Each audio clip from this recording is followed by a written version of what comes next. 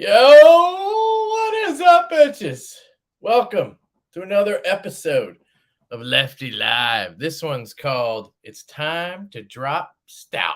You get it? I thought that was funny. Anyway, that's why I came up with it.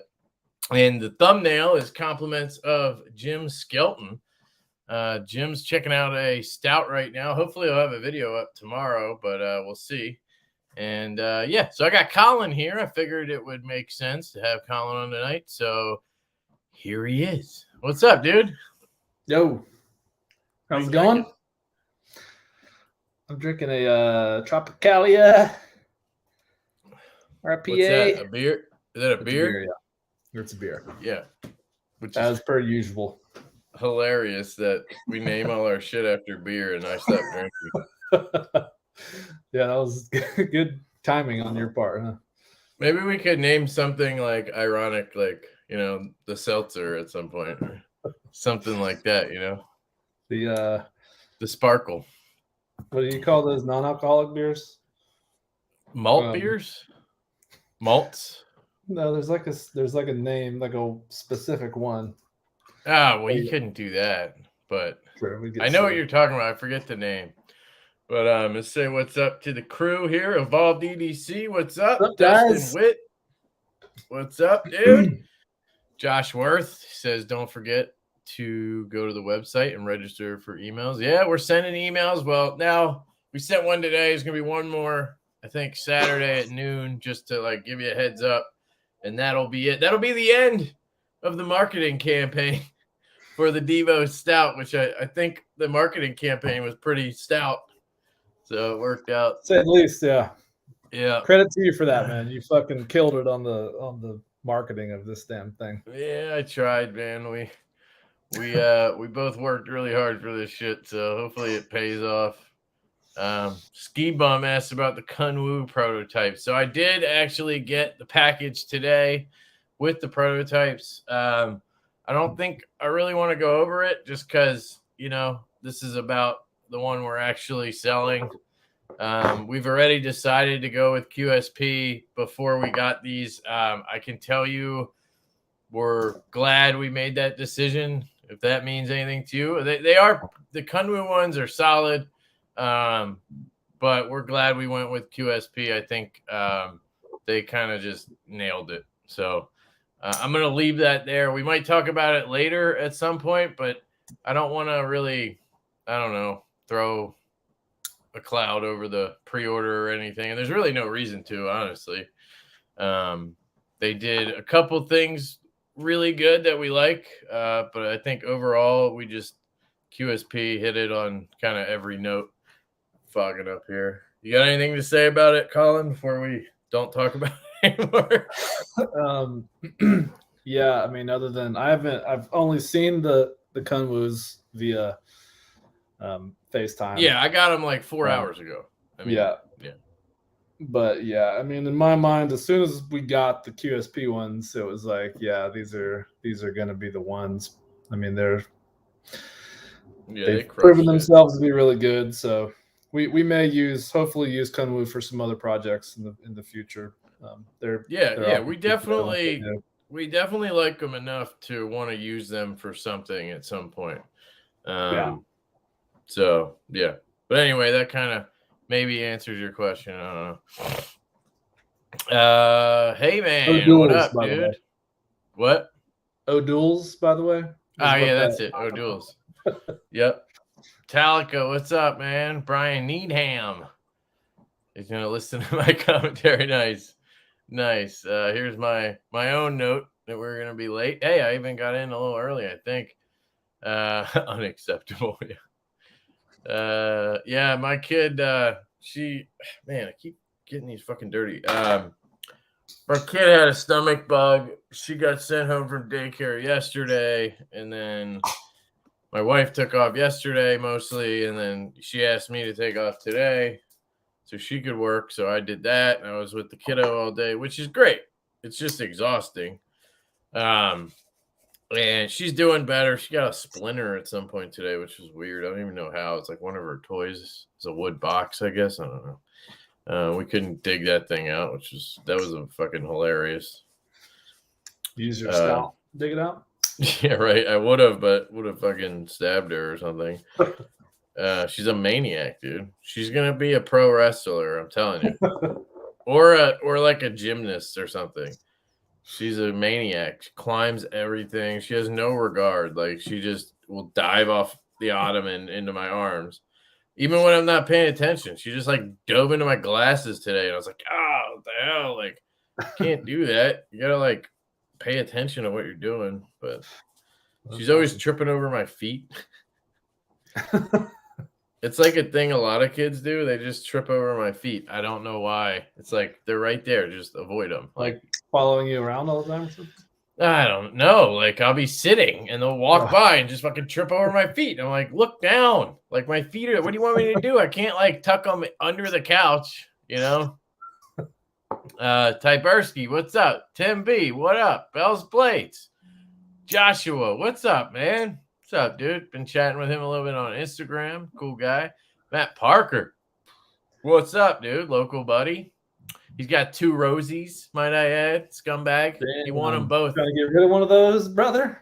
He won them both in the lotto, too. Like, he didn't cheat. Like, he didn't do what I did and just go buy one, you know? No, he literally was like, man, I'll probably sell one. And then he sold a bunch of shit so he could keep both.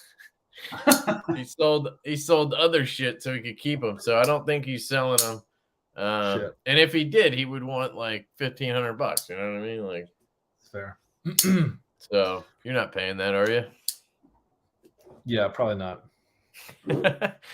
Jedi Scum, what up, Frank? Will B, what up, Will? Dark Gravity, what's up, Dark Gravity? Sergeant. Big shout out to Dark Gravity. One, he gave me the idea for a video last week. It was like a knife ramble about types of collectors. Was that the one? I think that was the one. Might have been a different one. And then he also was the dude. He commented on a Jim Skelton post or something. He's like, "Hey, you should send one to him." I was like, "Hey, yeah, sure, I'll reach out to him," and I did. And he was like, "Yeah, I'll check one out." So he has one, and we might have a review from him before the pre-order. At least at some point, we should have a review from him. So that's cool. So thank you, Dark Gravity, for the recommendation. And then a big shout out to Jim Hans. He's the one who recommended I reach out to Knife News. So thank you for that. So yeah, the marketing was not all me, man. It was fucking the community helping me out, giving me ideas and shit. Yeah, that's great, man. Both those are huge. That's really good exposure. Yeah, Knife News is cool. I never really I knew of them, but I never really dove into it too much. And then I found he has 35,000 followers on Instagram, and the website's pretty big.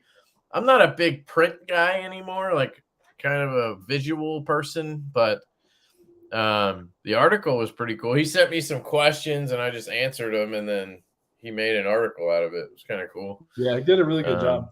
I think I started following them when they did coverage of Blade Show or one of the knife shows, and they were really good about it. Let me do this. I was wondering why we looked all weird. Well, maybe that is better. You can see us closer, right? Well, that's fine. Maybe we'll stick with that for now. Jim Skelton. Wow, Lefty has hit the big time. Congrats on the job. Thanks, dude. Yeah, he wasn't on my radar, honestly. Not that I have anything against Jim. I just never really I think he was a little bit before. He was the OG knife reviewer, right? I feel like. Certainly one of them, yeah. Yeah, and I didn't ever really follow him or anything. And then I saw him on Knife Nuts on some kind of holiday thing, and I thought he was cool. But again, I never really and then Dark Gravity told me about him to hit him up because I think he reviewed a Nimble, which is what I carried today. I carried my Stout prototype. That's why I like that other view. Huh. So you can see the whole knife. I carried my Nimble today, and it's got the Mokutai clip, which I think looks pretty damn sexy without the backspacer and the screws and everything. It's just, just the clip, just the tip, baby. Tip. And then I had my stout, which you could tell did some work. Look at that. AKA cutting tape and cardboard. Hard What about use. I got this bad boy today. I would be carrying a stout. I just don't have one. Yeah, sorry. I took his stout for marketing purposes. They're all making rounds right now. Yep. This guy, the Hyde. Yep. It's been really fun, man. This thing's awesome. I thought you had a black one. Is that a blue one or you have both? This is the blue one. I gave okay. I gave Backpack B the black one. Oh, okay. Was that his repayment for the TS 319? Good, smart move. Yeah. Yeah, I'm digging this thing. It's good, cool. man. I do wish. I wish it had a little more access to the hole, like on the one side. Like the righty thumb flick is a little rough. Yeah. The lefty's okay, and then the reverse flick lefty is solid. Yeah. Is there a reason you only put the hole up so high?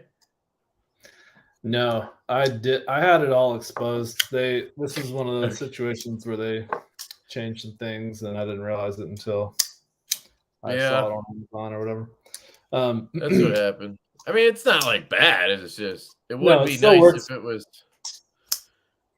Yeah, no, it still works. You think it was because of the mohawk and how it sets into? I feel like it was. I feel like it was because of They had to shrink it down. Yeah. If you guys don't know, this has what we call the mohawk, and we really like it. Obviously, he designed it, but we're gonna use something like this on a design we have in the works. And part of having a top flipper like that is you have to find a place to set it into the lock bar. So in the lock bar, you can see. Let me see if I can zoom in on myself. Don't worry, I'll catch up with comments eventually again. You see how the mohawk kind of sits into the lock bar? Well, they actually cut a piece of the lock bar out. Let me grab my flashlight. I'm terrible at this. So hold on. I will get it. It's just going to take me a minute. So you'll see in there, there's a cutout. You see the cut in the lock bar? Can you see it? Yeah. You kind of see it, right? Let me try Moonlight. I wonder if that would be better. Did that just strobe? Here, you know what I can do? I didn't even know this had a strobe mode. Which is really weird. There we go. There's Moonlight. There you go. Now you can see it. See it? Yeah. Here, check this out. Hang on. That's the cut. And then when it's open, that's where it sits in the blade or in the lock bar. So you can't make it. I swear this thing just strobed, which it's not supposed to have a strobe mode. That. Sorry, I can't see you because I'm too busy jerking off over here. Hold on. There you go. Would you take it apart? Yeah. Oh, all right. Well, that's smart. Here, let me make you big. There. All right. So you can see the cut where the mohawk sits in. So the bigger you make the mohawk, farther back it goes, the more you have to cut out of your lock bar, and obviously it's going to go too far, and then it's going to be weak. So that was something we considered when we kind of drew up our design. We wanted it to go back like pretty far, but you can't do that without cutting into the lock bar if you're going to do a liner lock. So like Craig Brown has the Cortex, and the way his does, it like seats itself into the frame. I don't know if you can see when it opens all the way, it'll set into that like slot. It's really cool. But this is a frame lock, so that's just different. You can't do that on a liner lock, I guess. All right. I'm going to skip ahead. Sorry, guys. I know I missed a bunch of shit. Custom EDC Knives. What's up? Can get you a scrotum. Kangaroo scrotum. Thank you. He says, hey, everyone. How's it going? What's up, man? Neves in the house. Neves Knives in the house. He probably won't see this, but hey, y'all. Thanks, Jared. He knows me too well. Thanks, He dude. knows me too well. Thanks, dude. Yeah. I think I saw Patty in here earlier too. Who? Patty? Patty's in the house. What's up, Patty? Yeah, he swings by. I always wonder if it's like a fake Patty, you know? But I doubt it. The real Patty, I believe it in my heart.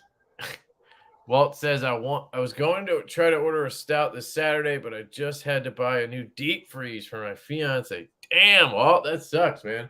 I'm talking about the deep freeze, not, you should take care of your family over your knives. But it does suck that you won't be getting a stout on pre-order. They're pretty cool. Pretty cool. Wish I had one right here. You should just sell a kidney, Walt. Just sell a kidney. Yeah, I'll get one back to you, dude. Once the pre-order is over, we can limit the marketing knives down to 3. Right now we have 4 going around, and then I have this one. So yeah, and the 2 micarta ones are at Urban AC Supply, and one of those is going to Bob DeMarco, the knife junkie. Another one I think is going to Brandon from Everyday Minimalist. And then I might get those 2 back, and maybe we could hang on to those because neither of us has spent time with the micarta ones. I haven't touched one yet. Yeah, so that would be kind of cool to do. And then I can send this one, and then we have the copper one, and then we have the one with the shred or whatever carbon fiber I don't like. Yeah. Scotch and things. What's up, dude? I was just chatting with him. He posted a video today on an Okluma, and I have one coming, and I had just gotten this CWF light, which is awesome, but I totally fucked it up, apparently. I didn't realize it was such a touchy finish. Like, I don't know what I did to it, but it looks like really jacked up. Damn. Scratch. Can you see it? Or? Yeah. I don't know what the hell it is, but I guess it was in my pocket. Clip is this side, so it would have been, must have rubbed against something like my phone, but it's a leather case. I mean, I don't care, but it's supposed to be Moonlight and then 15%, 50, and 100. I don't know how I accidentally turned the strobe on earlier. Maybe that was just in my head. I don't know. Have you ever seen one of these? What is it? Jet beam. It's like a rotary light. No, a rotary light? What does that mean? Just this thing, and it has like a... Oh, it turns it up and down. It opens and closes the hole, basically. I guess it's not like, it's just the lumens. It's not the it's not like one of those old cheap mag light or whatever. It's not like widening it. It's just making it brighter. That's cool. It's really, it feels kind of cheap. I've had it for a long time. I've never heard of it. No. We catch some more comments. Really, you don't see them very often. Who? Jet beam? Rotary. These like the. Oh yeah, I've never even heard of that. I didn't even know that's what it's called. Yeah. KF Boston, what's up, dude? G-Ball, what up? Byron, what's up? Who else did I miss? Joe Brennenhoff, what's up? Hoffer, sorry. It's called kicking your nutter, not tripping. Blazeberg, hey Kev, from 20 minutes ago. It's probably true. Jazz, what's up, dude? Jazz is a member of Lefty's Pub, which I need to rename. Yo. Rosie Rowe. Yeah. We had lunch Monday, and it was me, Joe, and Matt. And Joe and I have a Rosie, and Matt has 2. So I took a picture of all 4 that day. I saw that picture. That was awesome. Evening, you pirate hookers. What's up, Andy? Colin the hide is sweet. I can front flip it, thumb flick it, reverse flick it. Awesome, dude. Yeah. Glad you're liking it. I agree. I can do that too. Yeah, I mean, that's like my only gripe on it, I think, is the hole isn't exposed all the way. But like, it's a nitpick. It still works, but I do slip out of it sometimes. You know what I mean? Yeah, I do too.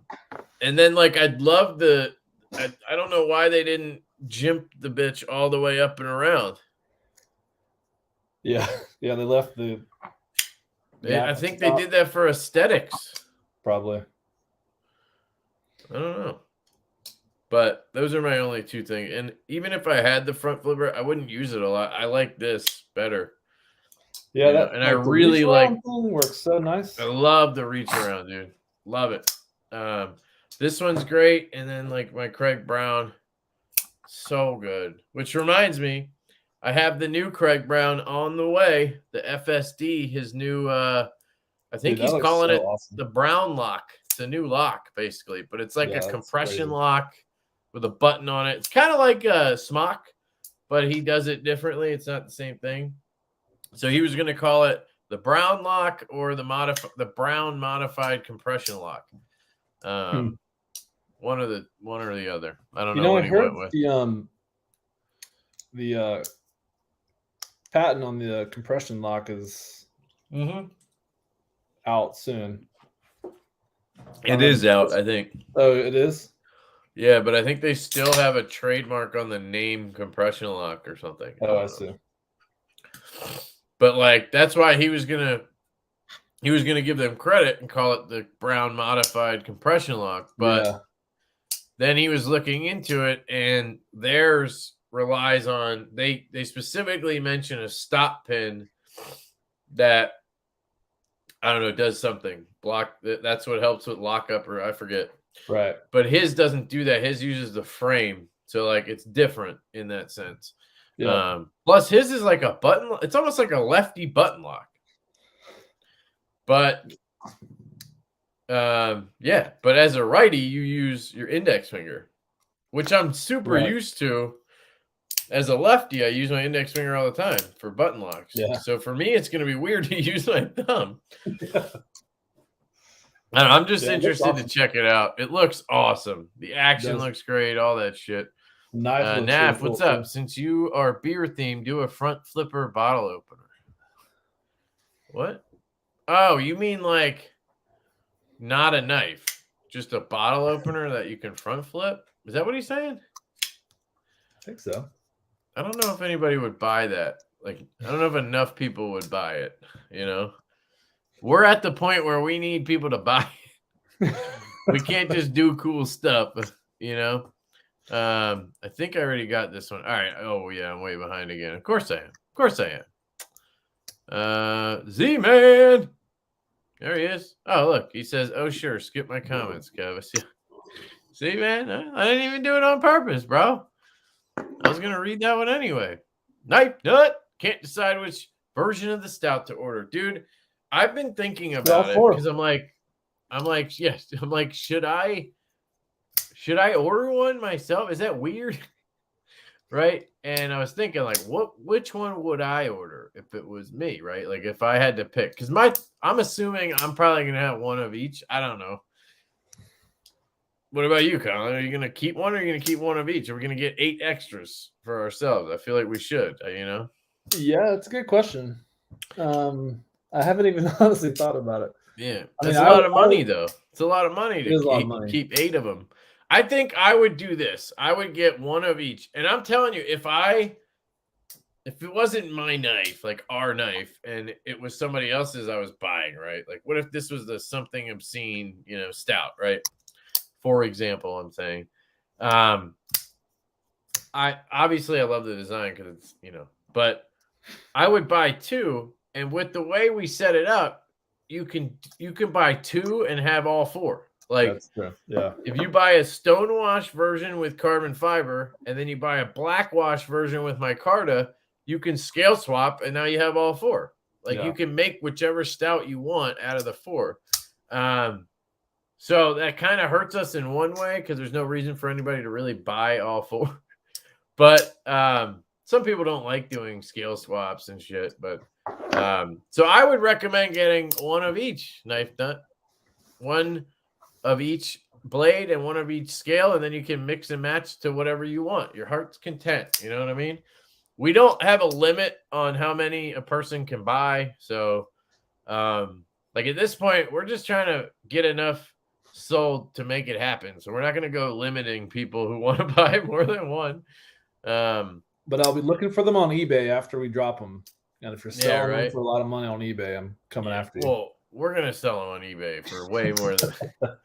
I'm just kidding. Stacy, what's up? Hardest working moderator around. Neves Knives buying all them views. JK people suck. They're jealous, in my opinion. You're the man, Jared. So let me touch on that real quick. So I've joked around with Jared when he was like on my live stream or I was on his. I would joke around and say like, you're buying views or whatever. But like that's like to his face joking around shit, right? Like that's completely different, right? And he knows he knows that I was joking. So when this stuff happened, it just kind of sucks. It's like the dude worked. You could see how fucking hard he works. Like he puts out hella content, and he does the whole fucking like live sharpening trainings. He's like shorts, fucking however many videos a day, like the 2 lives a week. Like that's fucking crazy, man. Like it's hard for me to keep up with 2. I do 2 every other week, I guess. That shit, it's a lot of fucking work, you know? Yeah, I work so hard. Yeah, but on top of that, exactly. But on top of working hard, right? He also knows the way it works. Like he's fucking studied YouTube. And when he made that video yesterday, when he said he didn't know how to use a computer before YouTube, he's not fucking lying, dude. Like, dude did not know how to use a computer. Yeah. What?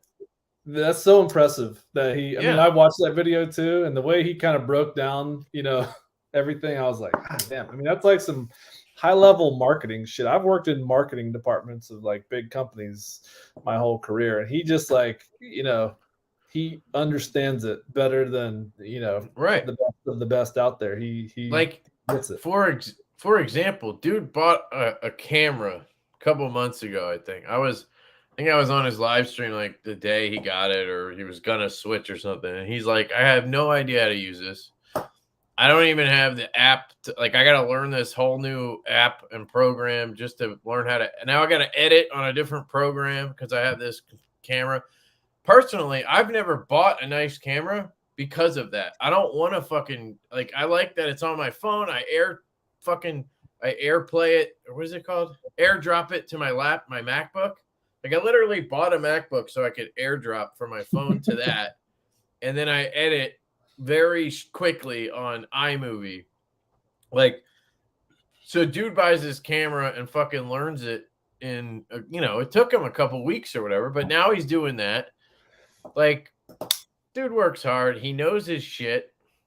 So he knows YouTube. He works his ass off. And number 3, his fucking content is good. Like, he knows knives. He knows everything about fucking knives. Like, and he's a beast at sharpening. So, like, he can test knives, and people like that shit. That's what people like to watch. Like, you know what I mean? Yeah. I don't know. So, anyway, anybody who thinks that is, I just think it's like, you just can't comprehend that somebody is growing that fast. And it makes you think that they're cheating somehow, right? Yeah. And you hear that other people do it, and you can do it. So, like, why isn't, maybe he's doing it. Nobody else is growing, like, crazy like that, so he must be, and it's like you can't let your brain go there, and for me it's like I'm fucking proud of the dude. I'm happy for the dude. Like, why would you ever? I don't know. That's what I don't get is like, are you jealous or are you I think that's what it is, like whether it's like blatant jealousy or just like you're frustrated because you're not getting that growth, I don't know. All right, anyway, Jared's cool. That's the point. He totally fucking totally buys views though. Just saying, like, just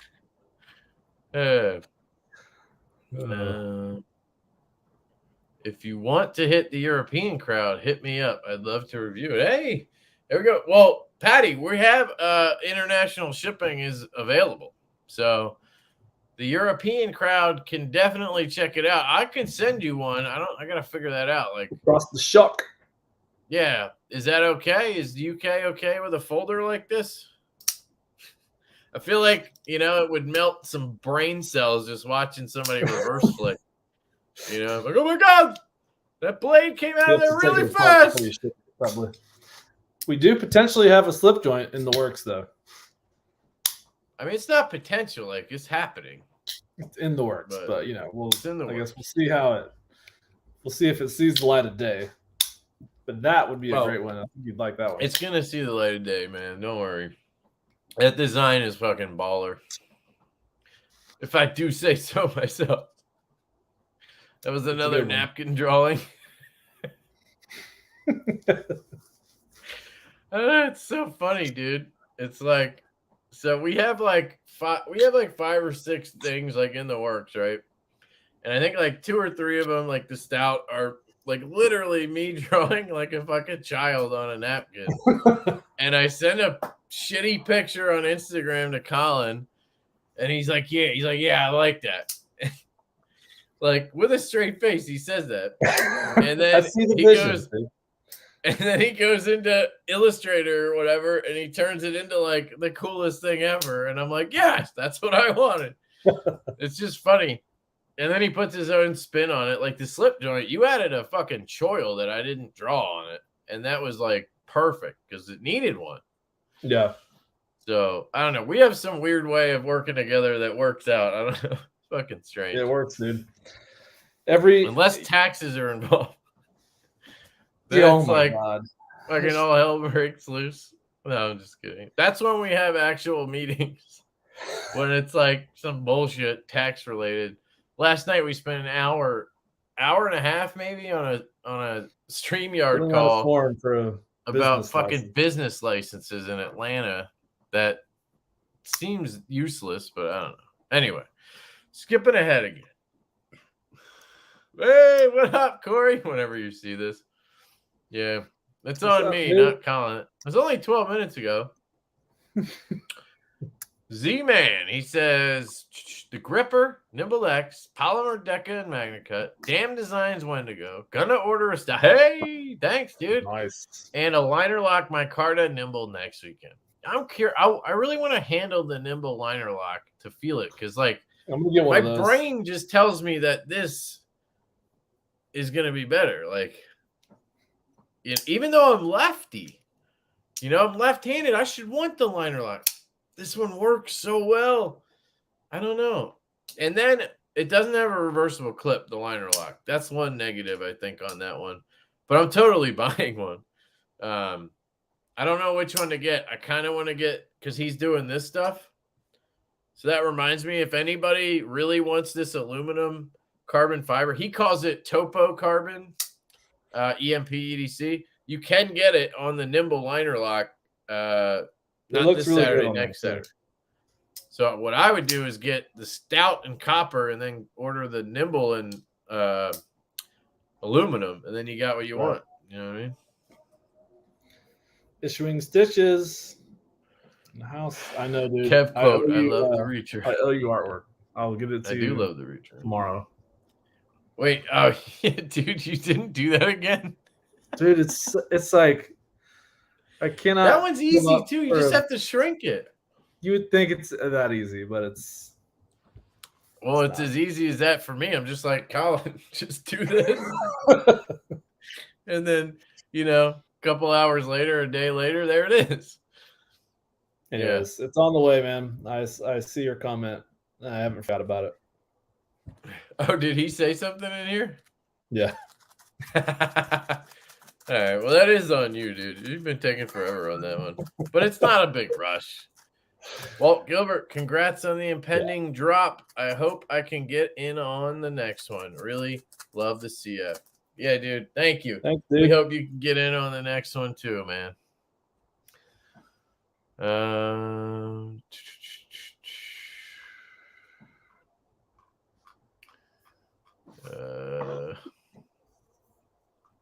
Pocket Razors. That's a new name for me. What's up? What's up, Pocket Razors? What's the name?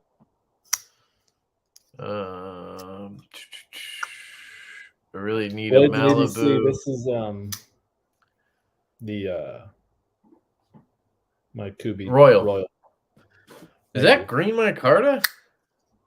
No. It's Is that the tan one? Yeah. That's the one I reviewed, right? Or I had Yeah. in. This is the one I gave you.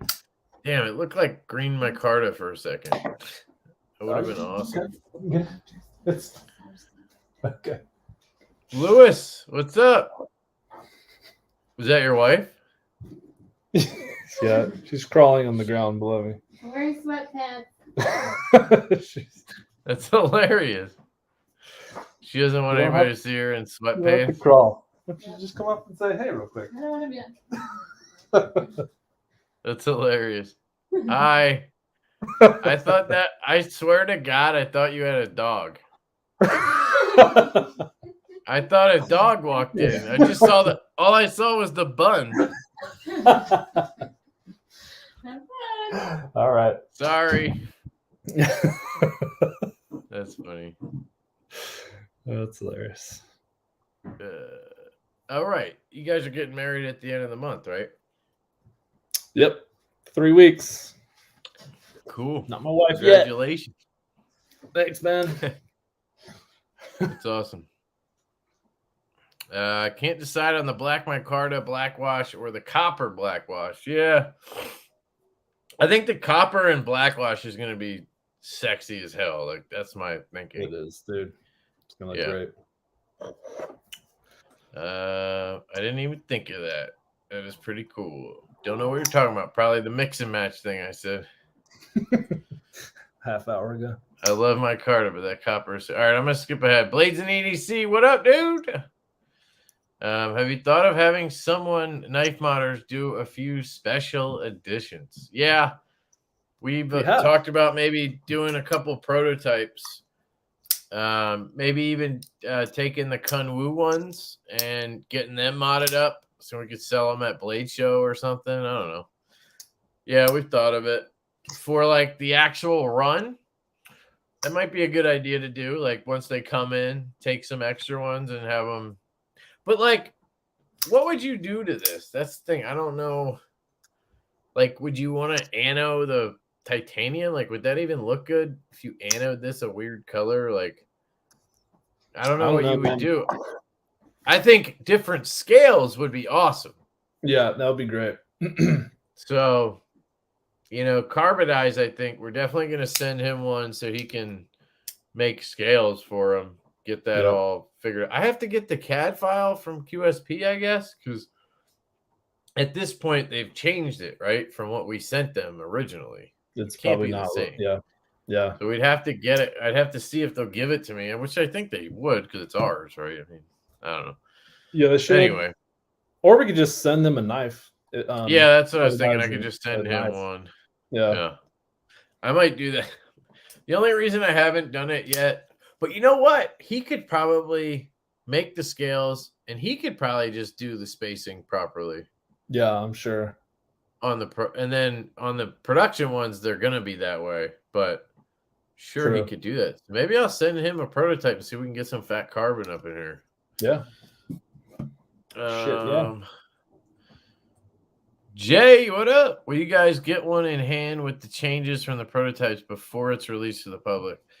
I don't think so, unless we can get like production samples. But the changes aren't like drastic enough that the only one that I'd be like questionable about is the lock bar cutout access. But the Kunwu ones actually have that, so I can feel what it's gonna be like, and it's really good. So I'm not worried about it.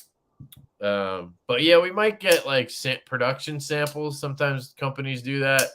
I don't think QSP does, but I could be wrong. I have Final Cut on my Mac and have never used it. Yeah, I just use iMovie. Neves is a knife dictionary. Yeah. Who was running their mouth? I know people joke, but someone said something. Yeah, I don't know. I think at this point, everybody's over it. Let's not worry about it. Of course, you know, I'm reading these 20 minutes later, so.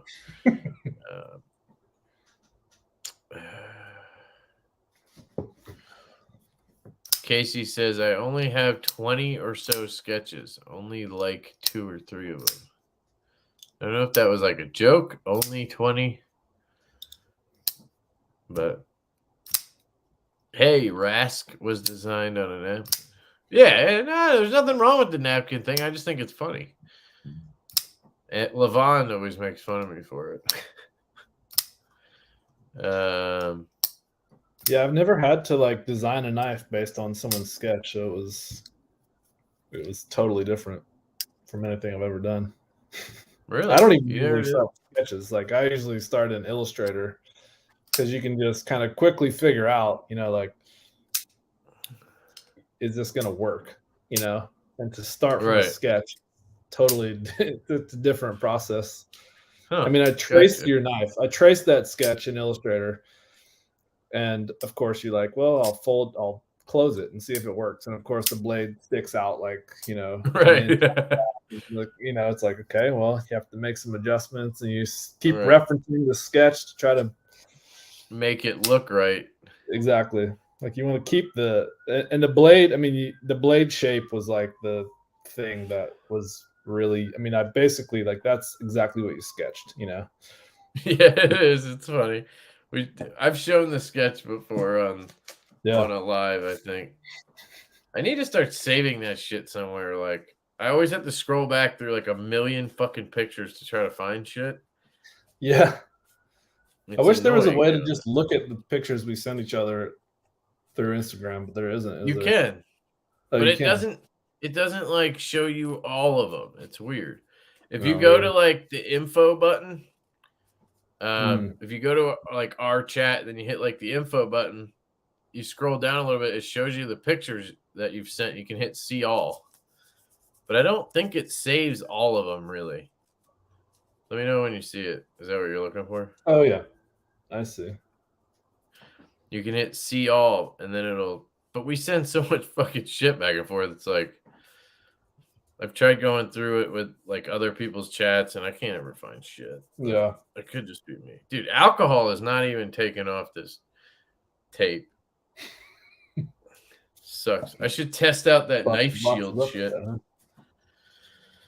That what? Knife shield from KPL. It's that new stuff they came out with. It's supposed to help with rust and stuff. And apparently it takes tape gunk like right off. But I don't know. It's not worth doing right now. That reminds me, for giveaway tonight, I have, since we were talking about Bobby Stitches, I have KPL. And I have a Hank. It's the SNL Hank from Issuing Stitches. Oh, that's awesome. So shout out to Bobby Stitches and Issuing Stitches. Go check them out for sure. He makes awesome stuff. You can use my code Lefty10 at checkout. And then I have a QSP knife. They have some cool new stickers. They now have a penguin sticker, which is pretty cool. And then this is called the Osprey. It's a new knife from them. Yeah. It's a folder. It's kind of like their Elementum, I guess. I don't know.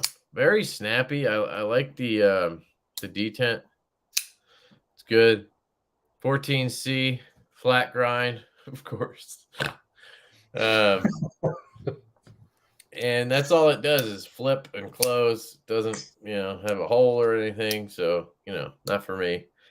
But has the wire clip, which is cool. It's reversible. G10 backspacer with a lanyard post.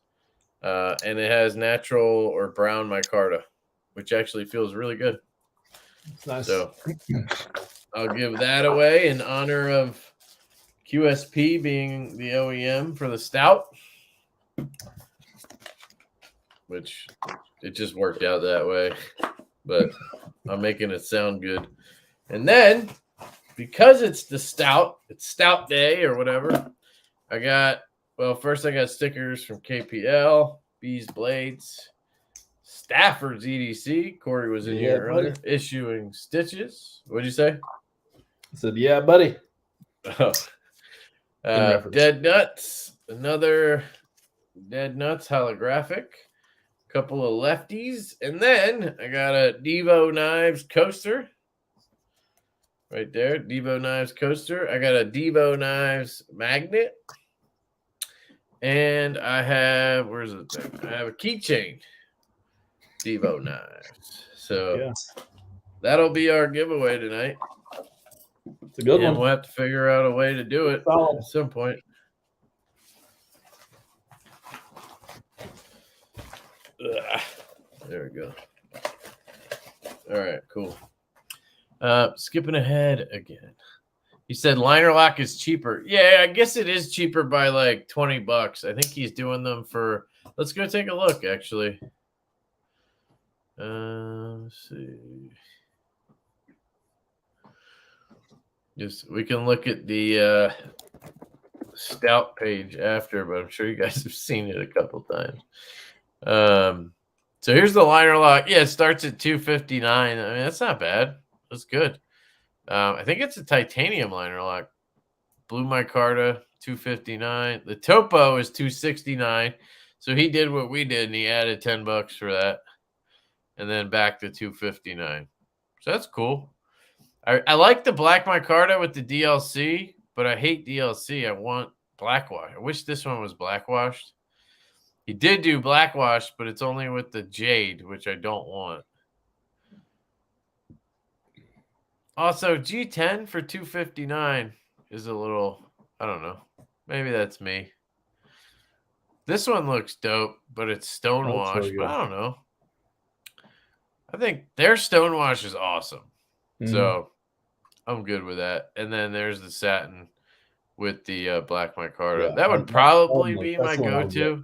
That's really good. Yeah. I'd either get that one or this one, I think. So I don't know. And it has pivot collars, which is cool. That's one difference for sure. They're like, here's the Stout, baby. There it is. There she goes. Yep. So stonewashed with copper. That looks sexy, dude. So good. Blackwashed with copper. Oh. Yeah, this one's like, this is the pants creamer up in here. Yeah. For me, I don't know. And there's your basic beach user finish. And then you got that guy, which I also really like this one. I'm not normally a coated blade guy, but Stout makes me like it. I think it's that it's blackwashed, and they do a really good job of blackwashing. You know, it looks really nice. Yeah, it does look good. Brian says I'm gonna have to sizzle something. Sizzle something. Yeah, dude. We got sizzle. Don't you worry. All these knives being mentioned that were designed on a napkin look like they were designed on a napkin. You're a dick. That's hilarious. Colin, what you flipping? I think we talked about that, right? Yeah, the Royal. That was the old Royal. Did you say you set someone up for doing scales? So I talked to Carbonized. He's on Instagram, Spencer. He does scales, and he said he would do them. So I just have to get him one of the production ones or the CAD file, and then he can make scales for people. So that's the plan.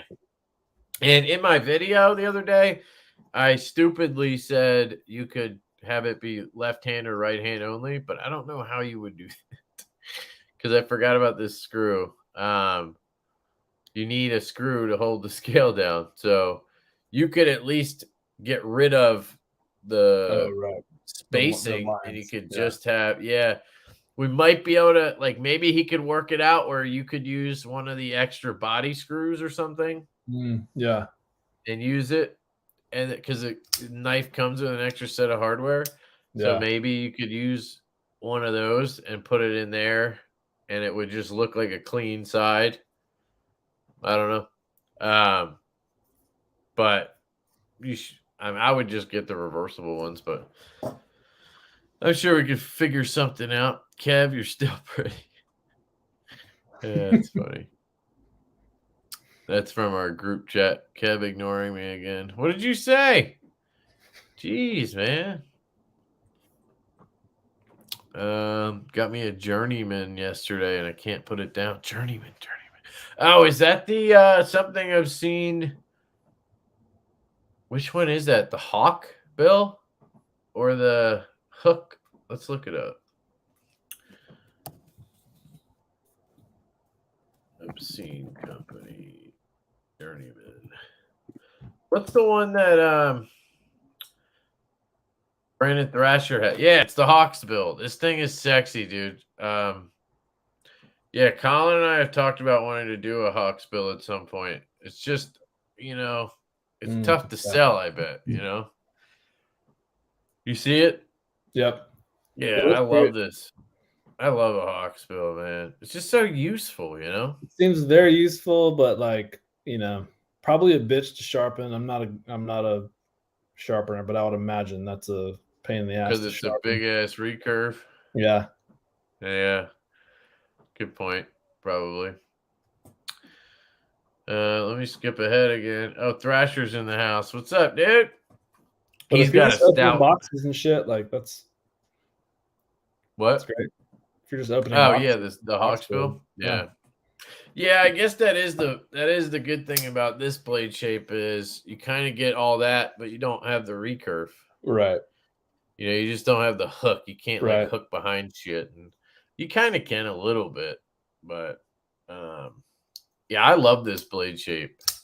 It's been so fucking like I don't know. You guys know me. Like I don't hard use knife. Like I don't use knives like crazy. Like I open packages and occasionally cut cardboard or something, but I have fucking used the shit out of this thing. Like this knife has been an amazing user, which is so weird for me because like that's not me. Like I'm not this big knife user guy. Like you know what I mean? It sounds dumb, but like I somehow designed a knife that fucking is so usable. Like it's fucking weird. And maybe that was kind of like your little magic touches, like the choil on that slip joint, Well, I mean, hey, the blade shape is the blade shape. Like you did that, and that's what makes it useful. It's like it's just a useful. I think. Well, but it's comfortable as fuck, dude. It's very comfortable. Yeah. My drawing definitely didn't look like this, so that was you. So, well, I'm the a lot of that Colin's is just sort of. A lot of that's like I didn't make a cardboard cutout of it or anything. It's like a lot of it's hoping that it fits well in the hand when you get a prototype. And well, we did get a 3D prototype. That's true. We did do that. That was comfortable as hell. That one was a different size, but super comfortable. Actually, one thing Jim Skelton told me, because I hadn't heard from him. He got the knife like 2 days ago. I hadn't heard anything, and I sent that awkward message today. I was like, so what you think? And one of the things he said he really likes it, whatever. But one thing he said was he hates wire clips, apparently. And he said the way that the handle's designed at the end, it makes his hand want to like slip out. Yeah, which I hadn't heard that from anybody. Like I've heard nothing but how comfortable this handle is. And I asked him, I was like, did you choke up or are you holding it like, because I figured with small hands, you could hold it back here comfortably. Yeah. Even with my large hand, like I can get a full grip. It doesn't feel like it slipped. It feels really comfortable, but I'm always going to use the choil, right? Yeah. And it's super comfortable. And I said, do you just have like huge fucking mitts or something? And I guess he does. But that's something I'd never heard because I actually thought this made it more comfortable. Like usually handles are like this; they're like the other way. You know what I mean? I guess it's a risk in that like if you have sort of a swell, that's very neutral. So like it's gonna generally fit every hand. But if you have some sort of swell or like a thing at the end to like lock your hand in, then you're sort of just stuck with. If you have to have a certain sized hand to like fit it well, it's just. Or like, here's a good example, like the Biblio. I love it, but it's like, you have to sort of, your pinky has to land there, Right. Versus if it, ours just doesn't have this little swell here. True. So I don't know. It's like I like that because I don't hold it back here very often. Yeah, But right. this for me is even with a large hand feels super comfortable. And if you have anything bigger than that, you just always choke up. Like, right. I don't know, which I do anyway. Like as soon as I flip this open, I'm up into this choil. Yeah. Brandon's talking about the nimble. You're right. With the liner lock, you can get extra scales. QSP can do that because the nimble is just one scale. There's no, like, ours is a bolster. So, like, we couldn't do that because they hand finish all this stuff. They hand finish the transitions and everything. So they wouldn't be able to do extra scales. We were going to do that, which would have been cool, but you'll just have to buy them from Carbonize. You guys did a great job. Thank you, Gene. We appreciate it. Thank you. Thanks, man. Where's the knife wife? What's up, Troy? I don't know if you were here last time. The knife wife was dropping super chats on me, and it was funny. The knife wife. Unless the threads are on the same or are the same, the liner will already be tapped for the clip screw, so swapping is unlikely. I'm guessing the threads are the same. It's just the screw head that looks different. You know what I mean? And the seating of it. But if he makes the scale to where it looks just like this screw hole, right? Yeah. But down here, I think that would work. You just take an extra screw and drop it. I don't know. But even if you couldn't, he could at least do it where you remove the taps and everything, and you just have not the taps, the lines for the wire, you know. I would just get the reversible. I don't care. That doesn't bother me at all, having one little screw down there. In order to have a reversible clip, I think it's worth the sacrifice. I know a lot of righties disagree, but Stone Hands, what up? Forrest, what's up, dude? What's going on, man? Check out Forrest, guys. He makes Hanks as well. He makes other stuff too. I don't know what else he makes, but Stevie was telling me he makes other stuff now too. Shirts or something? I forget. I'll send you my journey, man. Since Knife Modders is not open for work right now. Yeah, dude, that'd be great. I've been wanting to check that out. I remember you were waiting to get something modded on it. Would love to check that out. Are the Knife Modders books closed right now? Yeah. Yeah. They're always closed. Nice. Are they? Yeah. They're too busy, man. Dude, that's awesome. I want to get something done. Yeah. I have like a million knives I want them to get a hold of, but just message them because I feel like they can't open their books because once they do, they're just gonna get killed. Yeah, true. So I feel like they just let work trickle in like through DMs or something. I don't know how they do it.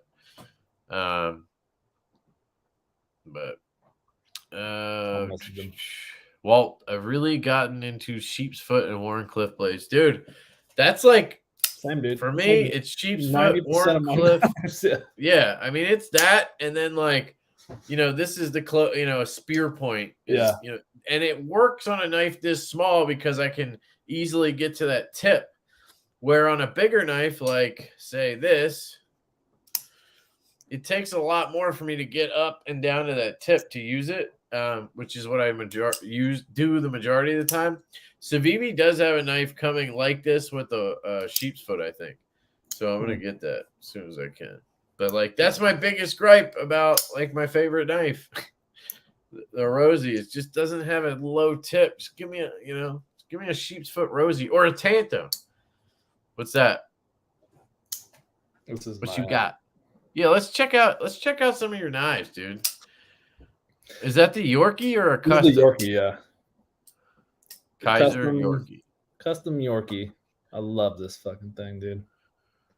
It's like really thick, but it has the craziest hollow grind. Oh yeah? Yeah. The Yorkie has a hollow grind? I didn't know that. This one does. I mean, the custom ones do, I guess. Oh, that's a custom then. Yeah, this is a custom. Okay, that's what I was asking. I didn't know he had custom Yorkies. Yeah, they're. Is it on washers?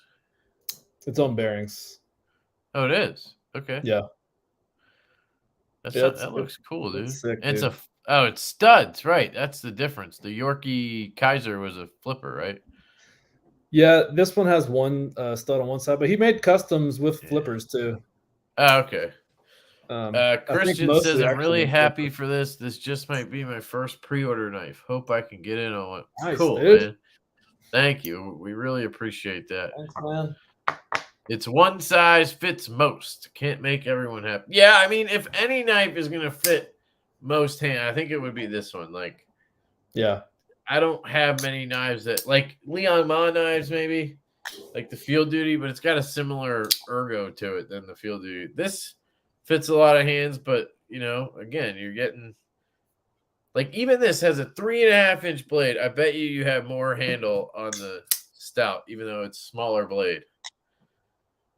Because you have up until the end of that choil, Yeah. you get an extra 1/2 inch of handle.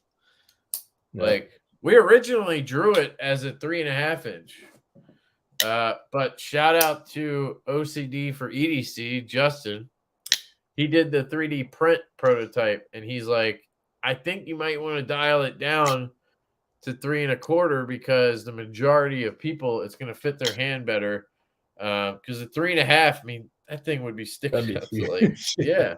I mean, it would have worked, but I think it's better. You're going to hit more people. It's a sweet spot, 3.3.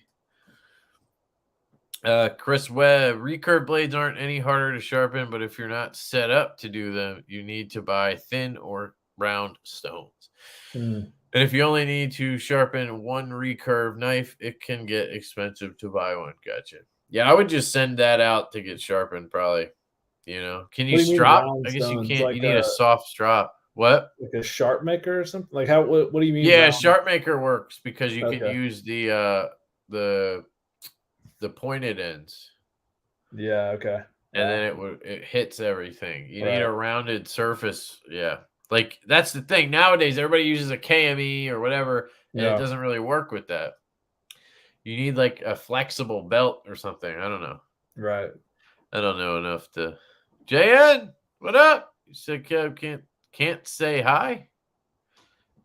You just said hi. Still running tools. Cool, man.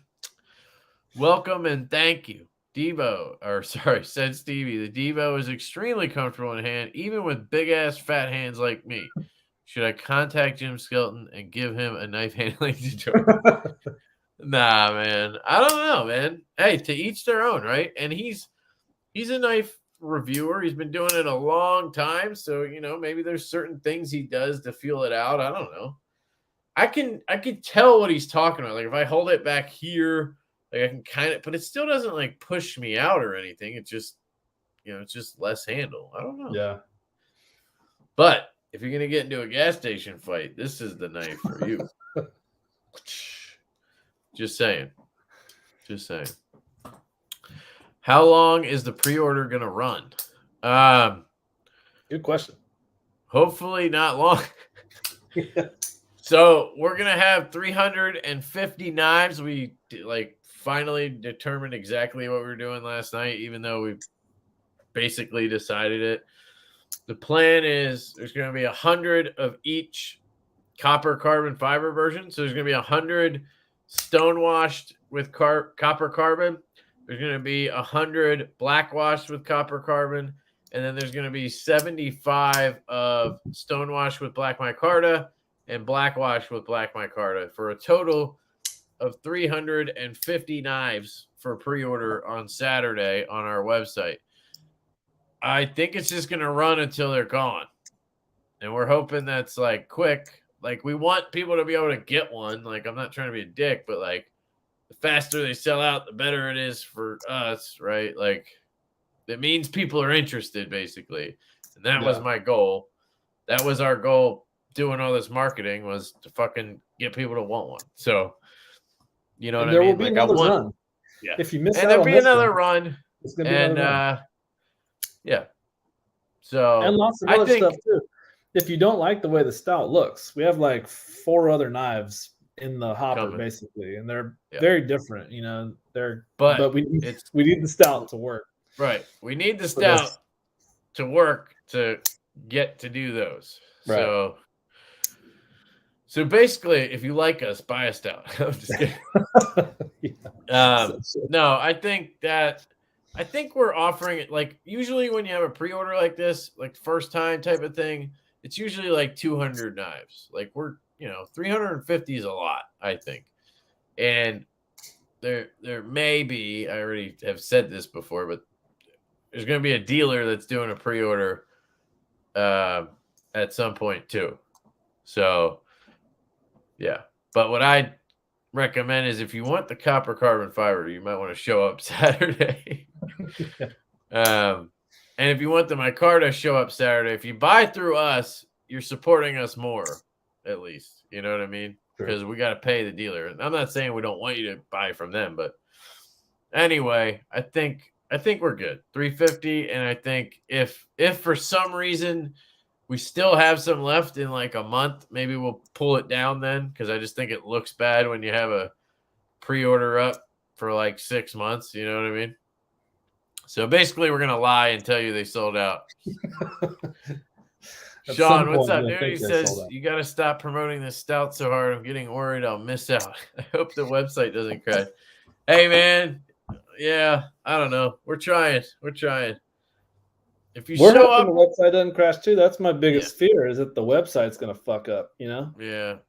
Hey, man, a lot of people have done fucking pre-orders on Shopify. Like Brian Brown does it. His site never blew up. Yeah, true. He had to have had more people show up to his site than we have at one time. True. Jake with Luft, they use Shopify. I think we'll be all right.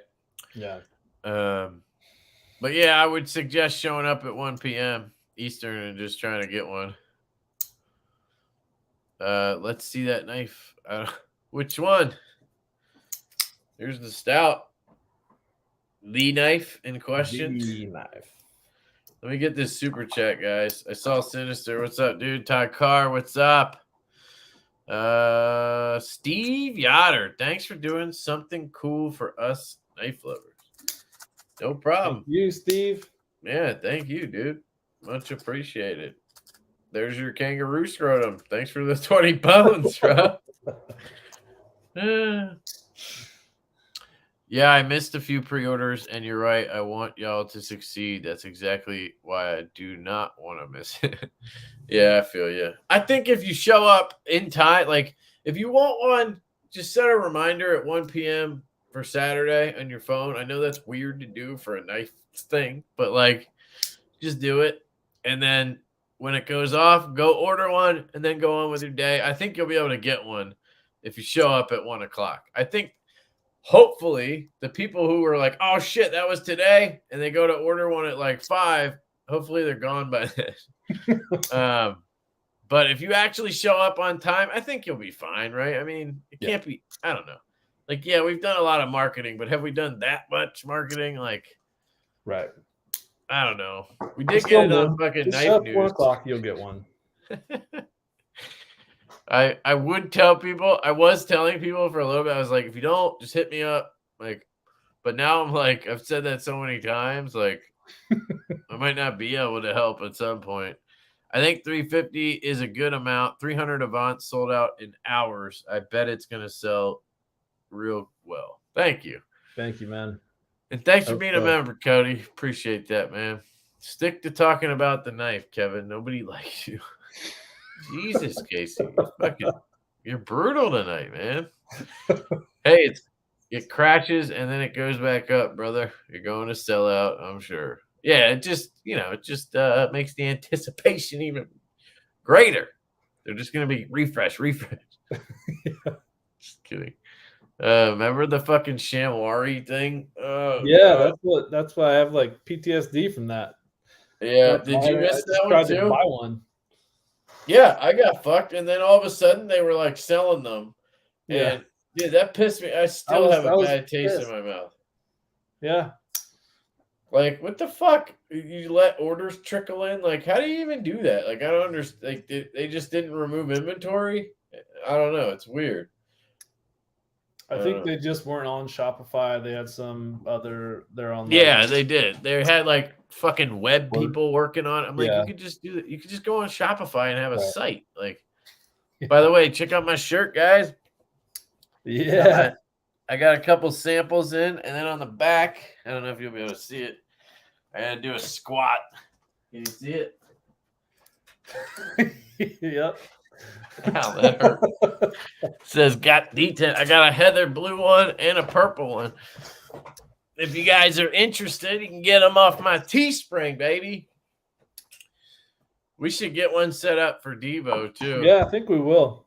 So, how you like the quality of those shirts? The print? Oh yeah, Teespring's great. You just gotta choose the right shirt. So like this is the premium 100% cotton one. It's ring spun. It's really good.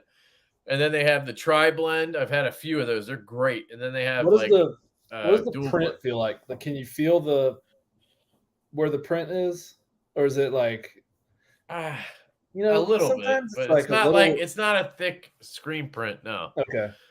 I will say that it's been a little hit or miss with Teespring. Like 1 out of 5 shirts I buy after like 3 washes, it's like falling apart. Yeah. Maybe not 3, maybe like 20 washes. And then the rest of them just hold up great. So I don't know what that's about. But it's not like super common. It's just every once in a while I get one that isn't great. So it could be the print. Like the one that I had was Jake's Bearded Gear one with the big mountain. It's a really big round print with a lot of ink, and maybe that's why. Yep. So 10 a.m. for me. Yep. 10 a.m. Pacific. I guess that would be, is it 11 Central? No. Fuck. 11 Mountain. Yeah, so 10 Pacific, 11 Mountain, 12 Central, and 1 Eastern. Yeah. Right? Thanks. Fucking hate Mountain Time because it like changed. Holy shit. Damn, Brandon. Damn. Here's my down payment for my Stout. Don't forget the Colin Hank. Laugh out loud. Everyone keep your eyes open tomorrow for one of 2 videos on the Stout. Nice, What? dude. Thank you, man. Are you posting 2 videos tomorrow? Wow. Thanks, Brandon. That's awesome, dude. Thank you so much. Don't get it twisted, Colin. That's my money, man. Get out of here. Get out of here. I'm not putting that in the Devo account. Thank you, Brandon. That's a damn, dude. I love how it showed up in pink too. It's perfect. I love it. Yeah, right. It went with his logo, I guess. I don't know how it decided. Oh, it's because of the donation size, I guess. I don't know. Thank you, dude. That's crazy. You didn't need to do that. So wait, are you dropping 2 tomorrow? I don't know. That's awesome, dude. 3 equals 20, Kev. Math. When did I not do math? I'm confused. When did that happen? I don't know. Did I catch up to the chat? I think you did, dude. Caught up? I'm gonna take a it's piss. the I'll be amount right of back, money. all right? Got it. Thankfully, the pre-order is 30 minutes before my shift starts at work, so I can get in on it. Yeah. Thank you, Corey. Appreciate you getting in on it, dude. I know you don't buy every knife. You're not like me. You're more picky. So thanks, man. Skeleton video is up. What? Should we watch it? Should we watch it? Should we watch it? Might watch it after. I might watch it after just because it seems dumb to watch it live. It's probably I don't know how long it is, actually. Videos. Oh, yeah. He does have it up. Where'd it go? I just saw it. Where'd it go? It's not under videos? Sort by date added, newest. Now it's not there. Maybe he added it and then pulled it. Oh, no. Damn, he's got the cool hat on and everything. It's 32 minutes. That's too long for this.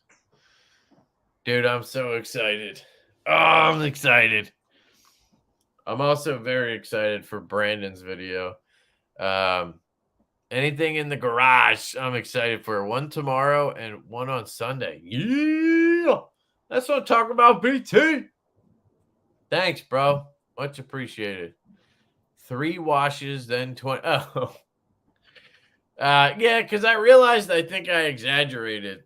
I said 3, and then I thought about it more, and I was like, maybe it was more than 3 washes. But it definitely wasn't more than 20. So it was somewhere in there, But a shirt should last. For me personally, I think a shirt, if you wear it regularly, which for me is like once every 2 weeks, once every 2.5 weeks, I have, at this point, I have way too many shirts. They're all knife related. It's crazy. I've got to have like 30 something shirts in the drawer I pick out of. And they last, they should last like 2 years, at least 2 years. If not more. But like you wash it 10 times and it's falling apart. Like literally the ink is like rubbing off, like you're picking pieces off. I just throw the shirt away. You know what I mean? But like usually what happens to me is I have a shirt for like a year, whatever, and then I end up with holes down here.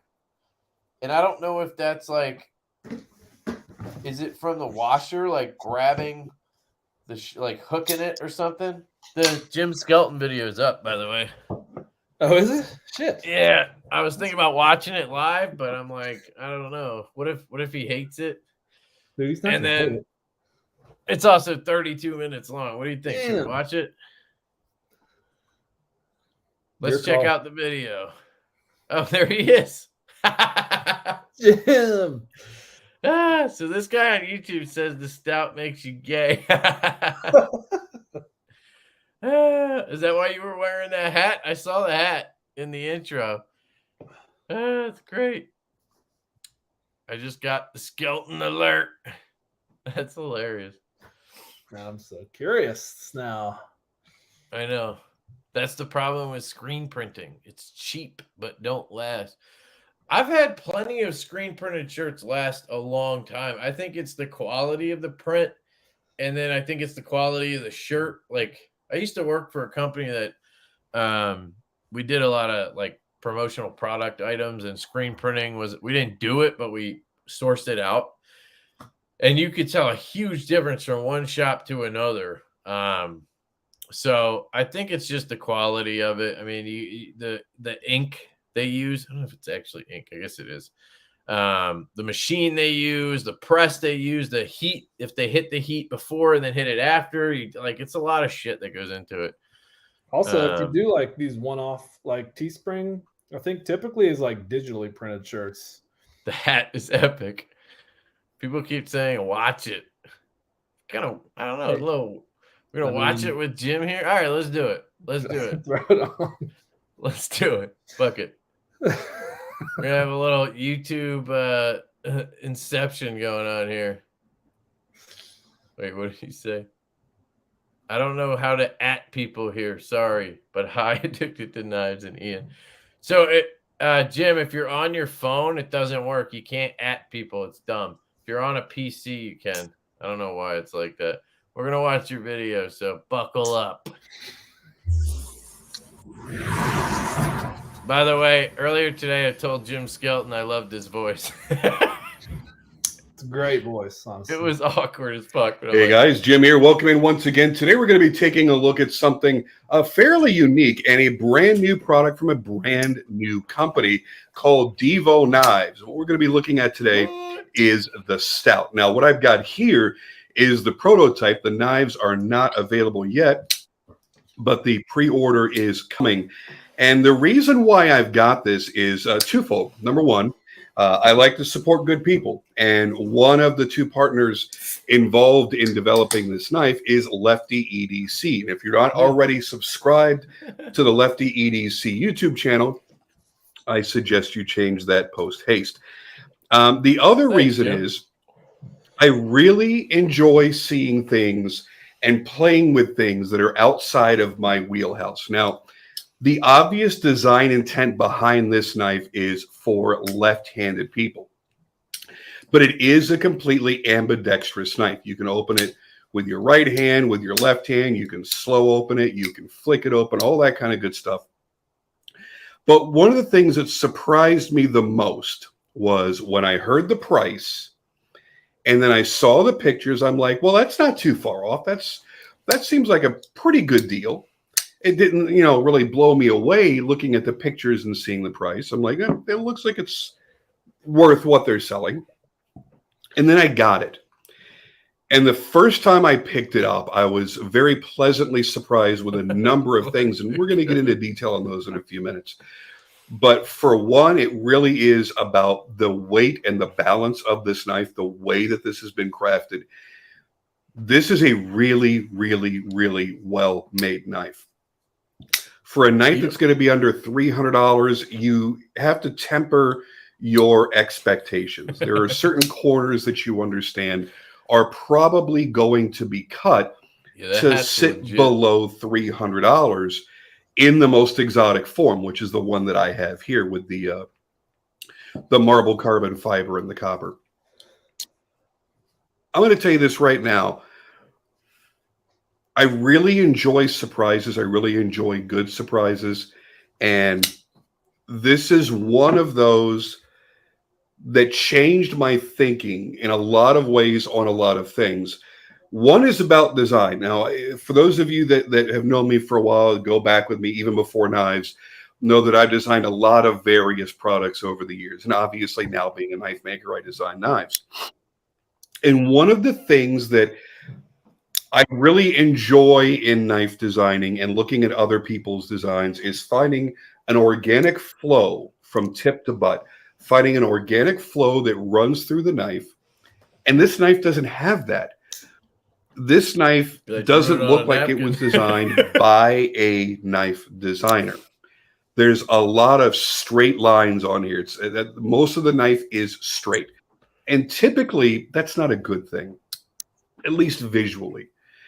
And then I started thinking back to some of the knives that I've really, really enjoyed over the years that weren't super crazy, art knives or super premium tacticals that are $4 or $5 grand, but just good, solid knives. Looking at stuff from Mike Snowdy and Ramon Chavez and makers like that. And I realized a lot of the knives that I've really liked over the years did end up having a straight body. That's fine.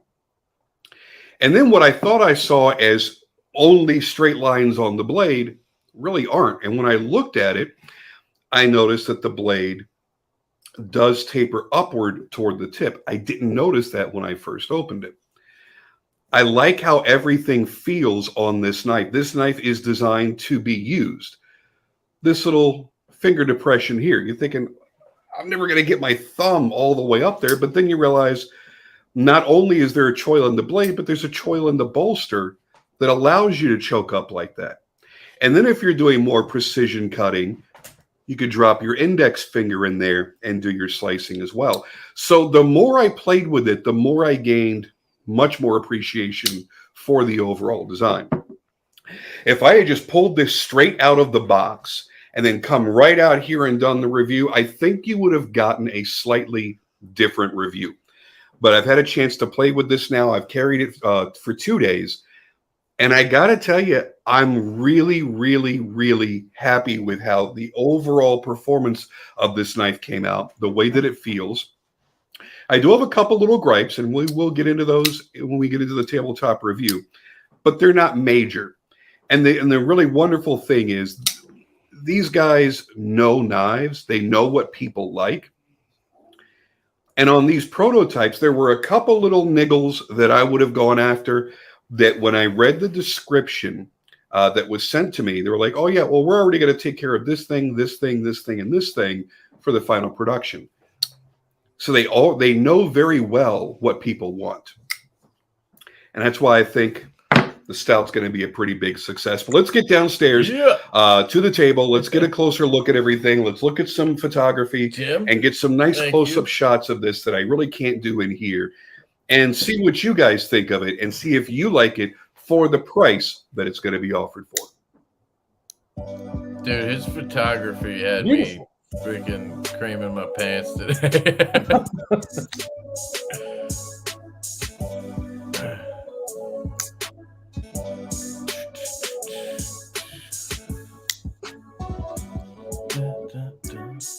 It's the best Dude. photos I've seen of the Stout so far. It makes it look a little red. Fucking Yeah, nice. good looking logo, isn't it? Yeah. Wonder who designed that. Yeah, that shot was sweet. That's awesome, dude. Glad I sent the copper one. Seriously. Man, we need to buy these photos from him. Yeah, right. Dude, he sent them to me. He said I could use them. Yeah. All right, it's going to be important to get a few things out of the way here before we dive deep into the knife. First of all, I mentioned earlier that this was a knife that was being brought out by somebody who's not really a knife designer or not known to be a knife designer, and that's Kevin over at Lefty EDC. And by the way, all the names that I'm going to be mentioning, I'm going to put links to their social medias and everything else down in the video description. So you'll have a link over to Devo Knives, Awesome, to Jim. Kevin, who is Lefty EDC, and Colin, his partner, which is CM Knife Designs. So basically, Colin and Kevin have gotten together, and with their knowledge of knives and knowing what they prefer and what they love, and listening to other collectors, and obviously Kevin doing video reviews and whatnot, staying in touch with collectors, they have an idea of what they want in a knife, and they have an idea of what other people want in a knife. And I think it did a really good job of putting a lot of that different stuff into this one knife design. So they basically started up this knife brand and worked on the design together. I believe they have the Devo name is all registered and all that kind of good stuff. So they're as legit as you can get. I did not mean for that to rhyme.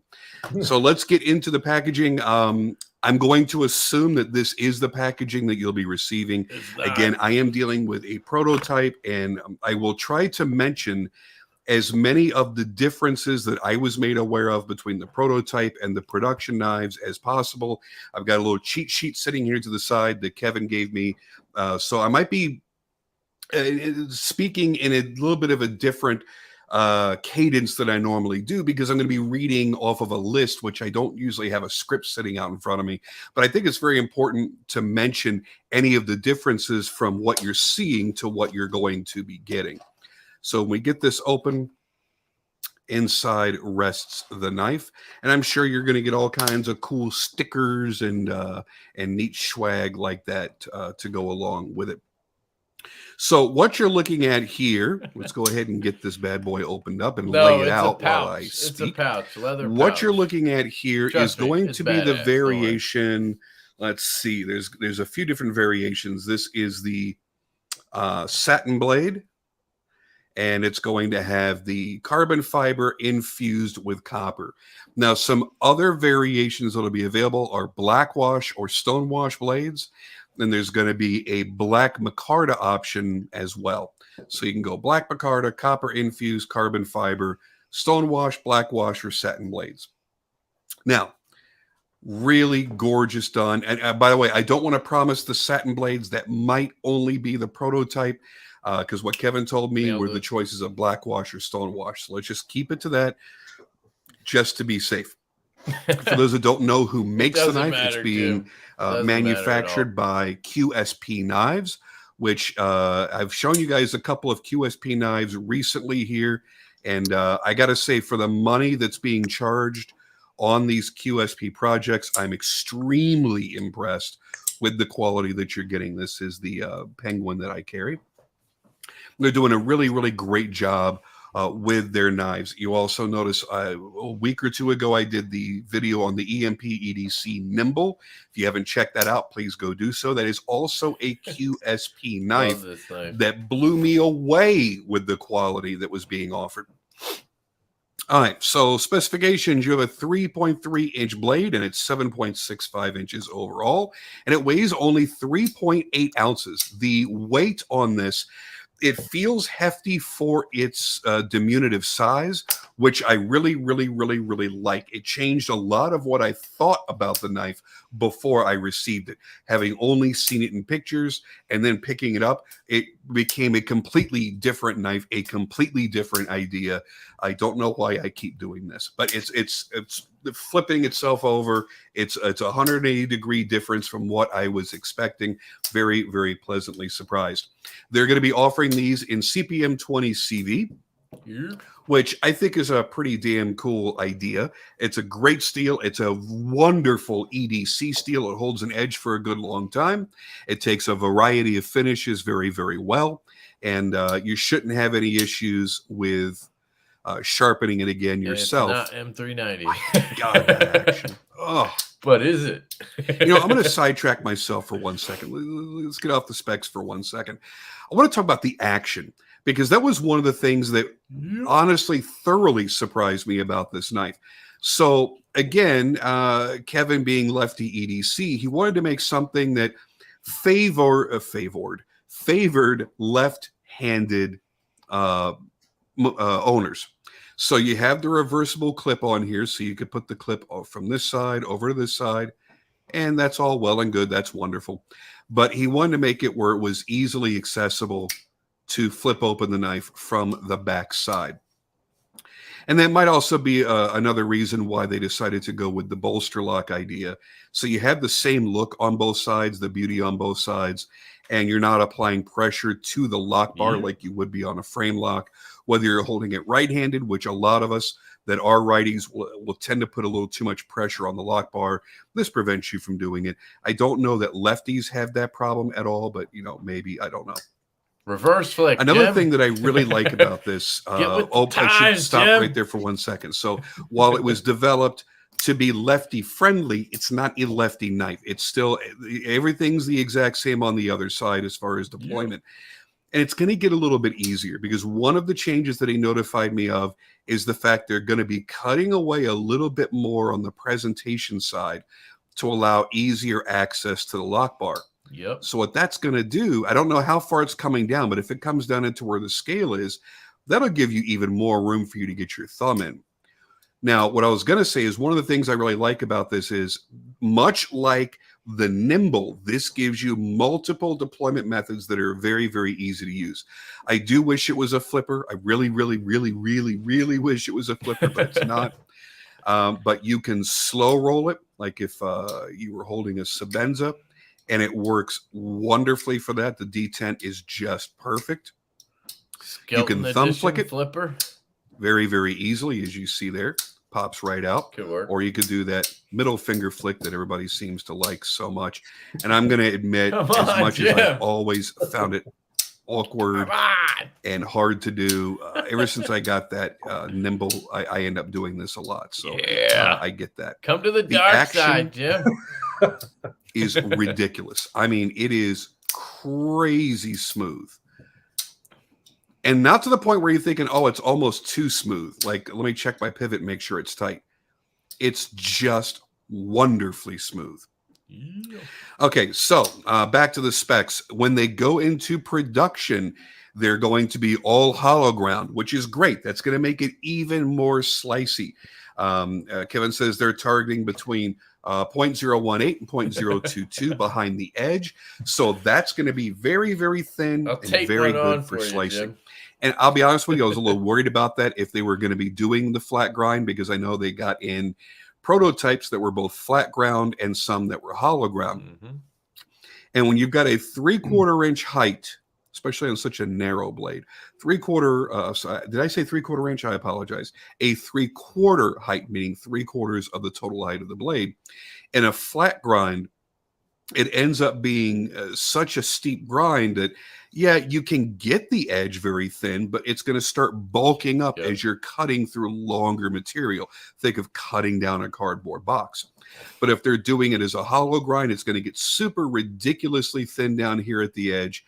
And then as it comes up, it's going to help to push away the material that you're cutting. So I think it's a great idea, and I'm glad that they're doing it in the hollow ground bevel. I think it's a really good idea. The grinds on here are fantastic. I really Super love fans. this kind of toucan beak going on there because of that swedge. And yes, I will always see it as a toucan beak now, and now you will too. What you really have is more of a sheep's foot design. The blade does come up just a little bit. I thought when I first saw it that it was a flat edge, but it's not. It does come up just a little bit, and then it comes down like this in that curvature, and that makes it a true sheep's foot. This is more of a modified sheep's foot because you do have that depression in the blade, which again, as I mentioned in the intro, is going to be really, really great for really getting in and doing some precision work. This oversized choil that goes down from the bolster into the blade is also going to be great for letting you choke up on that blade as well. When I was first talking about the overall shape, I was worried about it. When I saw it in the pictures, I was like, it just seems kind of uninspired. Everything's just straight and everything's flat. And Ouch, Jim. it doesn't have a beautiful organic flow going through it. But and that was all put to rest when I put it in my hand. Now, I do have one gripe. If you're choked up on it, you're not going to have this issue whatsoever. If you're choked up, and that is why this choil is here, you're not going to notice what I'm going to talk about next. But because of the shape of this handle, if you're holding it back here instead of being choked up, you're going to feel, because it gets a little bit narrower here, you're going to feel like the knife just kind of wants to push out of your hand. I don't like that. However, if you're holding it in the way it was designed to be held, then you're going to be just fine. You got plenty of room back here in the meat of your hand. It's going to support it very, very well, and you don't have an issue. While we're on that topic, I'll get to my one and only other gripe, and I'm sure you can imagine what that is. That's the pocket clip. And I'm going to say it here, and I said it the same exact way too, Kevin. It's a crime. That pocket clip, it's a crime. A knife this nice, honestly, truly deserves a nice sculpted pocket clip. These are the two knives I'm going to bring out for size comparison in a moment, or even something that's not quite as expensive but still looks nicer than what looks like a damn paper clip. However, let's talk about this for a second. For a knife that costs, in the micarta variation, $269, in the copper infused carbon fiber, costs $279. I very quickly understood why they did this. By going into a more sculpted clip, you're probably going to add another $30, $40, and that may have put them over the price point that they really wanted to hit. They really wanted to make this an affordable knife so more people could get their hands on it. And also, I would suspect that they want this to be used as an EDC knife, not one that you just sit and stare at and go, well, it's a little too pretty to use, or it was a little too expensive for me to use and bang up. You've got an affordable knife that I feel should be used for your EDC, that should be used for cutting, for actually doing shit. Now, the pocket clip actually works great. I've carried it now. This is my second day in a row carrying it. Pocket clip works great. It's just ugly, but it works really, really, really, really well. And it's reversible. Let it go, Jim. So you can very easily pop it on the other side. You know what else I found out? They're going to manufacture this in a way where it's going to be, you can use Spyderco wire clips to interchange. So if something happens and you bend this clip beyond all recognition or you break it, you can throw a Spyderco replacement clip on there, made by Lynch, or you can get an actual Spyderco clip. You'll be totally fine. They make milled How cool ones. is that? I think that's a cool idea. So it'll look like another cool change is clip. the fact that the corner of the frame up by the lock bar, he says, was a little sharp, and they're eliminating that sharpness. Don't have to worry about that. He says the prototypes were 59 to 61 Rockwell hardness. That's going to change to a target of 61 to 62. So again, a little bit more edge retention capabilities there. And I mentioned the lock bar access. We already talked about that. And what else? They're adding a steel marking to the inside of the handle. And that's pretty much it. So any other changes he will let you know about as these knives release. So now that all that's out of the way, I do want to let you know April 9th, 2022. That's this upcoming Saturday, April 9th, 2022. Yeah. They're opening up the pre-orders. So if you want to get this knife, I'm not coming out here and showing you something that you cannot get. You can go over to divoknives.com, D-I-V-O, divoknives.com, choose one of the 4 options, and order your knife. $269 or $279. Honestly, crazy low price.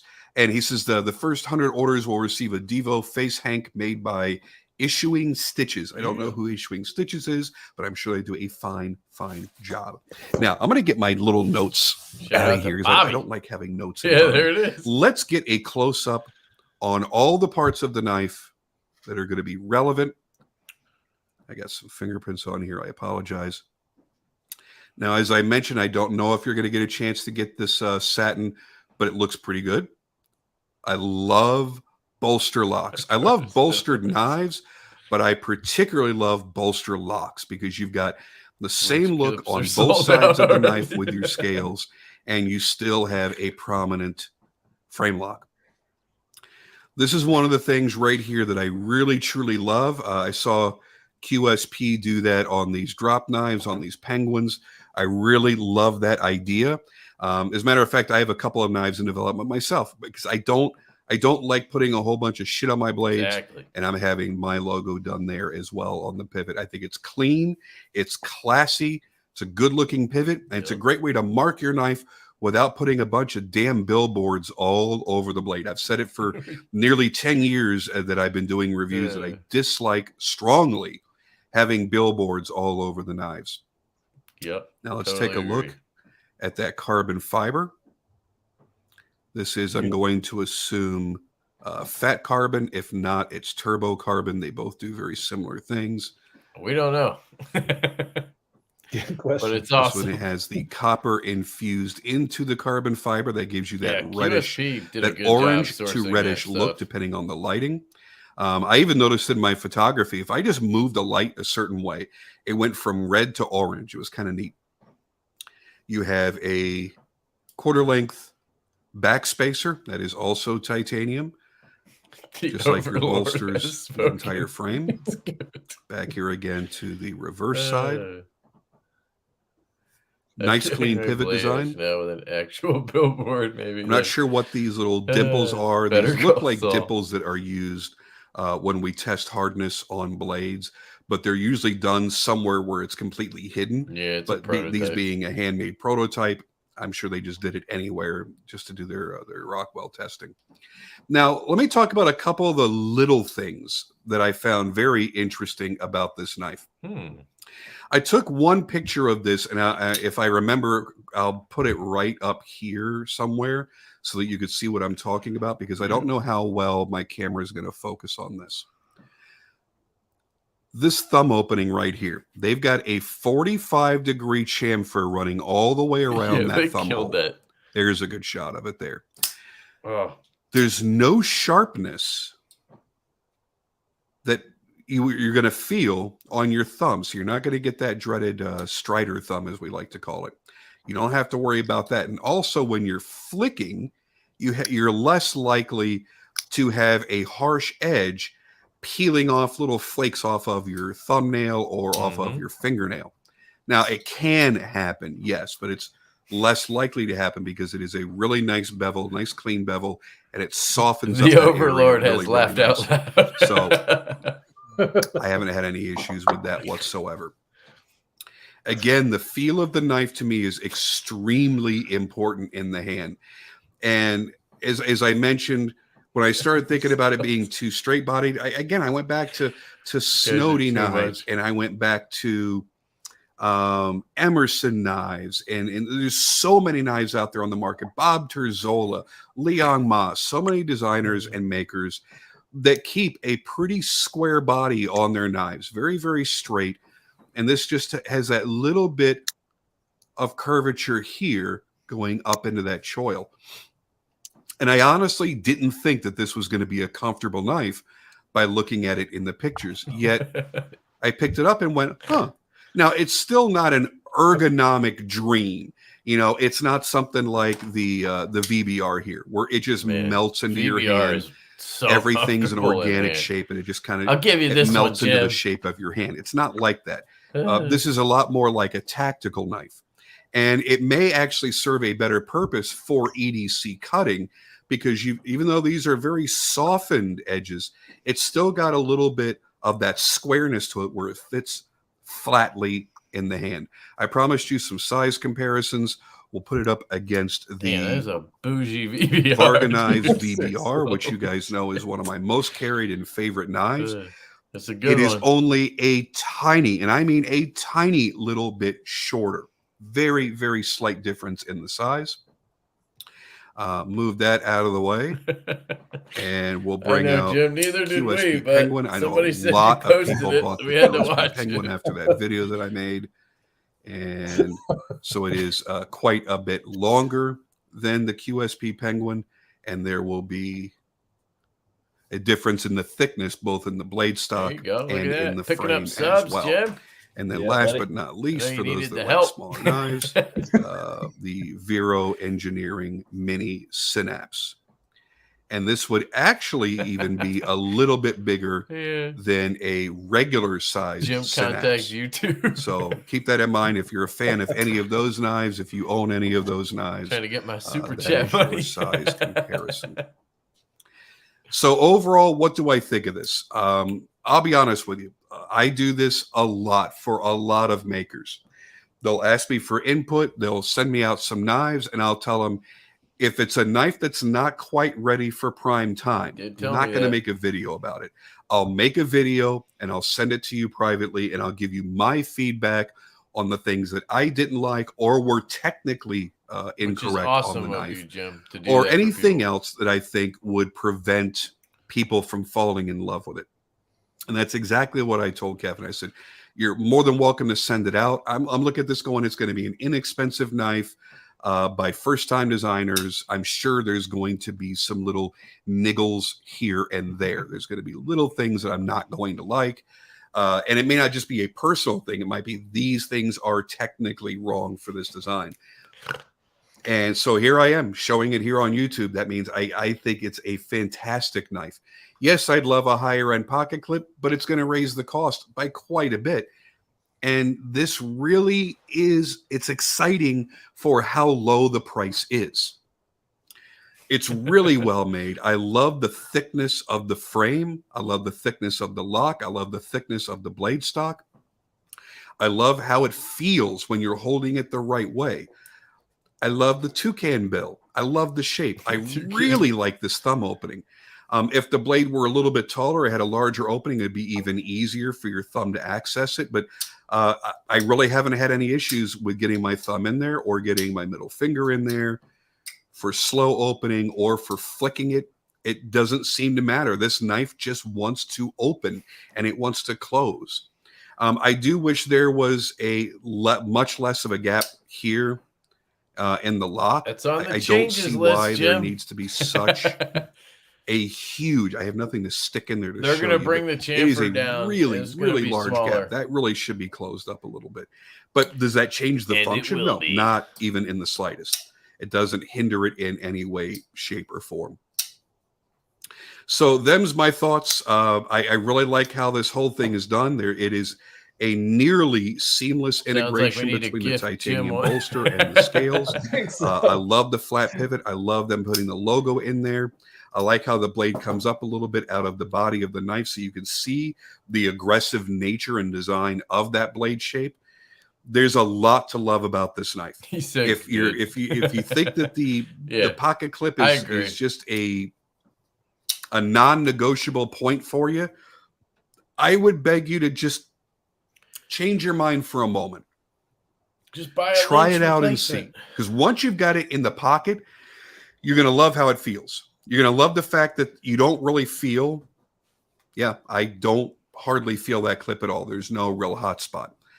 You're going to love the functionality of it. And I think when you love the functionality of something enough, you'll come to appreciate the overall design and the idea behind it.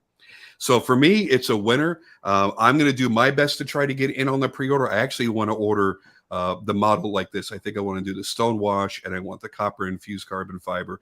I think it's going to be just a sick knife. I've taken this out of my pocket probably 100 times today just to play with it. Yeah. Just to flick it, just to have fun with it, just to feel that crazy action and to feel how soft all of those edges are, to feel how nice it feels in the hand. They did a bang-up job. I'm very, very happy with that. Quick little sneak peek for what's going to be coming up next. A lot of you guys know that I'm a big fan of Cultratech, and there is a new Cultratech knife coming out that I am pretty stoked about. Ooh, that looks cool. It's sitting right here in my hand. So one of the flipper? next videos that you're going to be seeing is going to be on this Cultratech in my hands.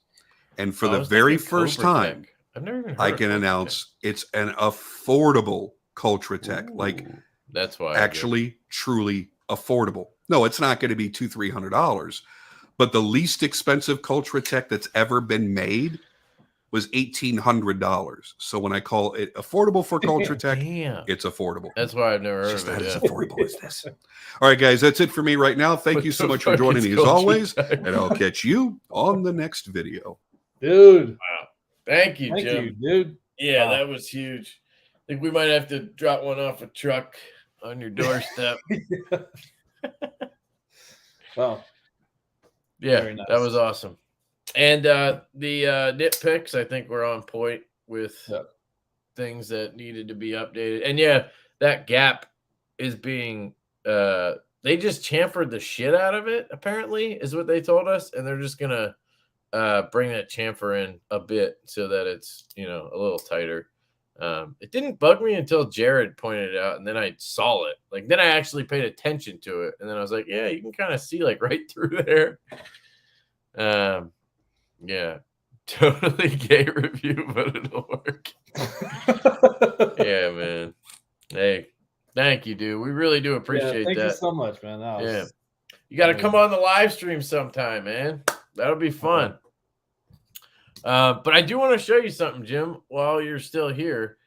They do make milled replacement clips for the wire clips. So that's what I meant by you could use replacements. I don't know. Maybe you knew this already, but Lynch makes these, which they still kind of have a little bit of that look with the hole in it. I don't know, but that might be better. And then DLT Trading has these ones from Rip's Garage Tech, and these should fit as well. Try wire clip replacement. Yeah, I think I have one of those laying around.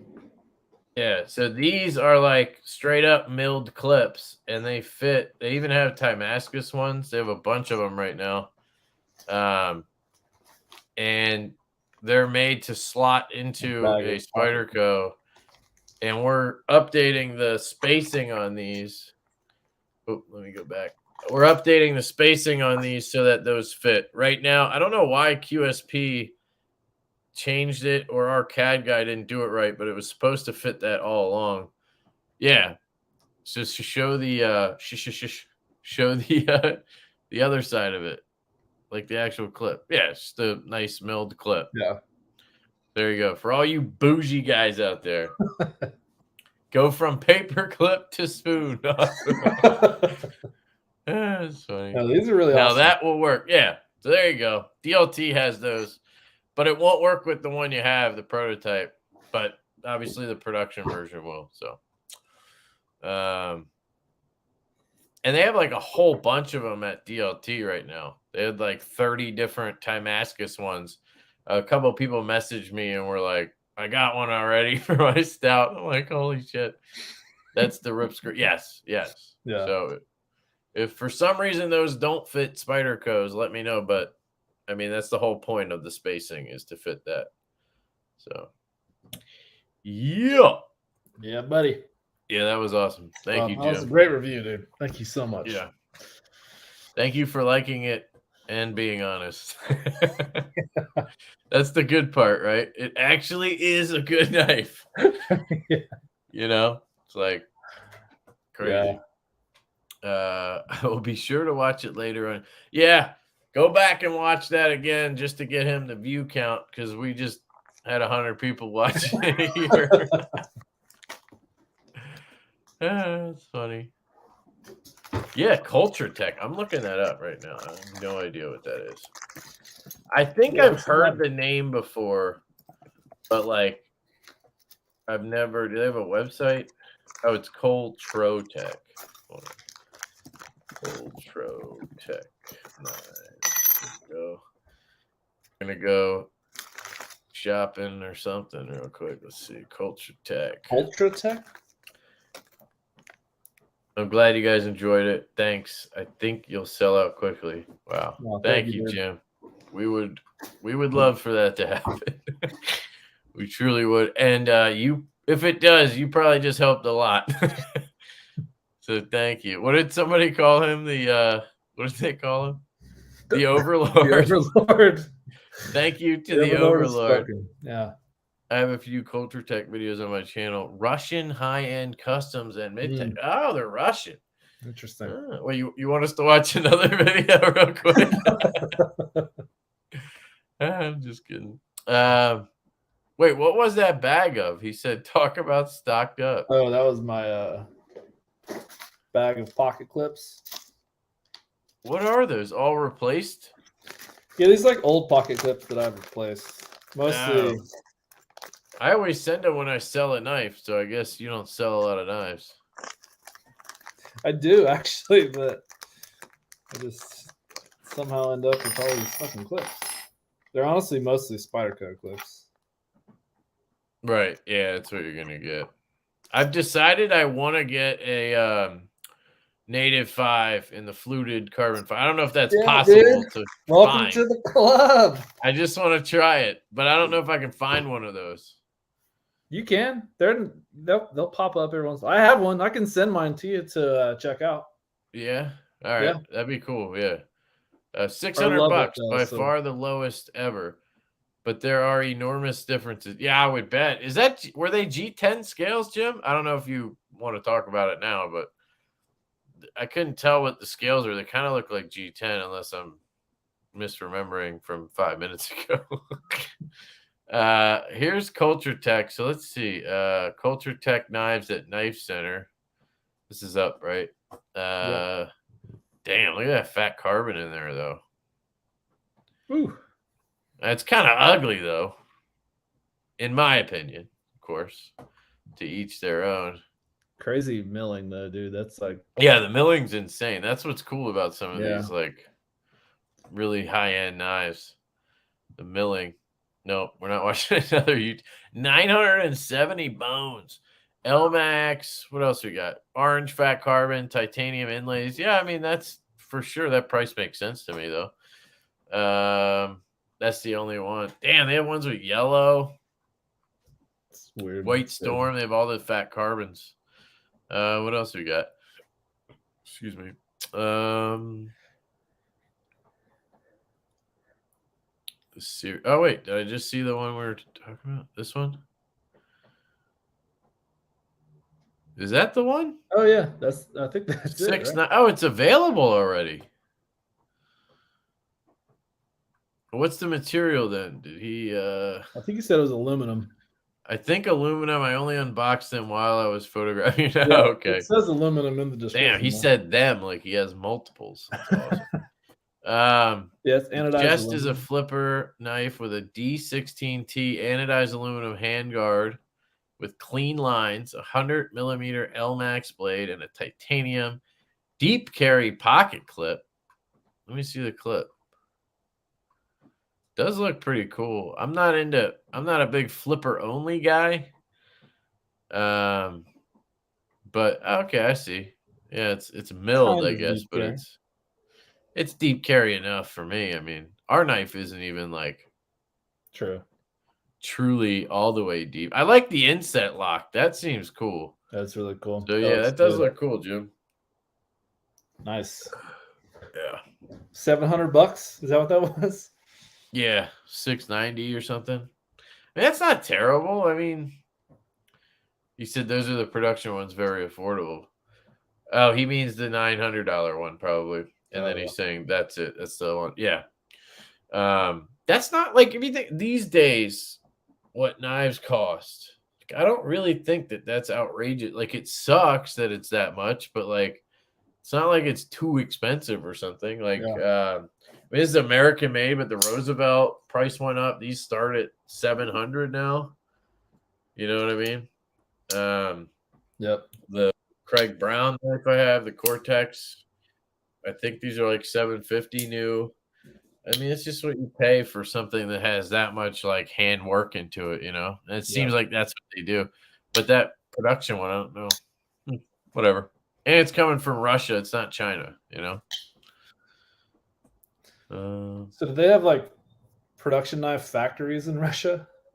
Or, like, what does Shirogorov do? I mean, are those considered? I don't know. I honestly, I wonder about that. If they actually have a lot of stuff made in China and then they assemble it in Russia, kind of like CKF does. Like, is that how those come? Yeah, CKF like has their parts made by Kevin John in China, and then they assemble them in Russia. And I don't know if they hand tune them or whatever. Right. But yeah, I don't know. It's a good question. If somebody knows in the comments, let us know what Shirogorov does. Are they actually like fully made in China, or I don't think Shiro is huge volume. Yeah. Culture Tech Swarm 2 was my favorite. Culture Tech. Oh, Swarm 3. Here's the 3. Let's see the 2. Sure is all Russian. They do production, mid-tech, and full-on custom. Here's the one Jim was just talking about. Let's see if I can get an image. Oh, yeah, that is nice, dude. Cool. So they really like that blade shape. But that is true. That's kind of like your Russian blade shape there. It feels very Russian. Like a drop pointy type thing, yeah.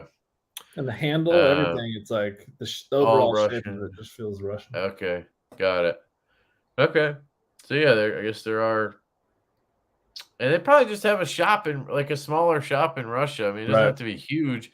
They don't make that many knives. Like they make a good number probably, but who knows? Are we going to get our Evo 3.0 pre-orders now with this shit? They said that everything's on target, and they were like opening a European location in was it Poland? No, I think it was Slovakia or something. I saw let me see if I can pull it up on Instagram. They were like they opened a European location, and they have their parts and everything made in China. So if they just ship it to Slovakia and put them together instead of shipping to Russia, they're fine. Like, you know what I mean? Talking like Russia is a tiny place. No, I'm saying the shop might not be huge. Let me see CKF, but I see what you're saying. Yeah, good point. They probably do have big.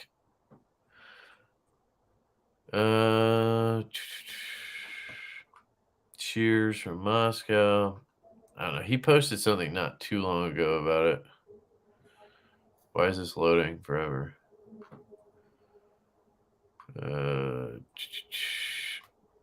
Top and bottom are in stock.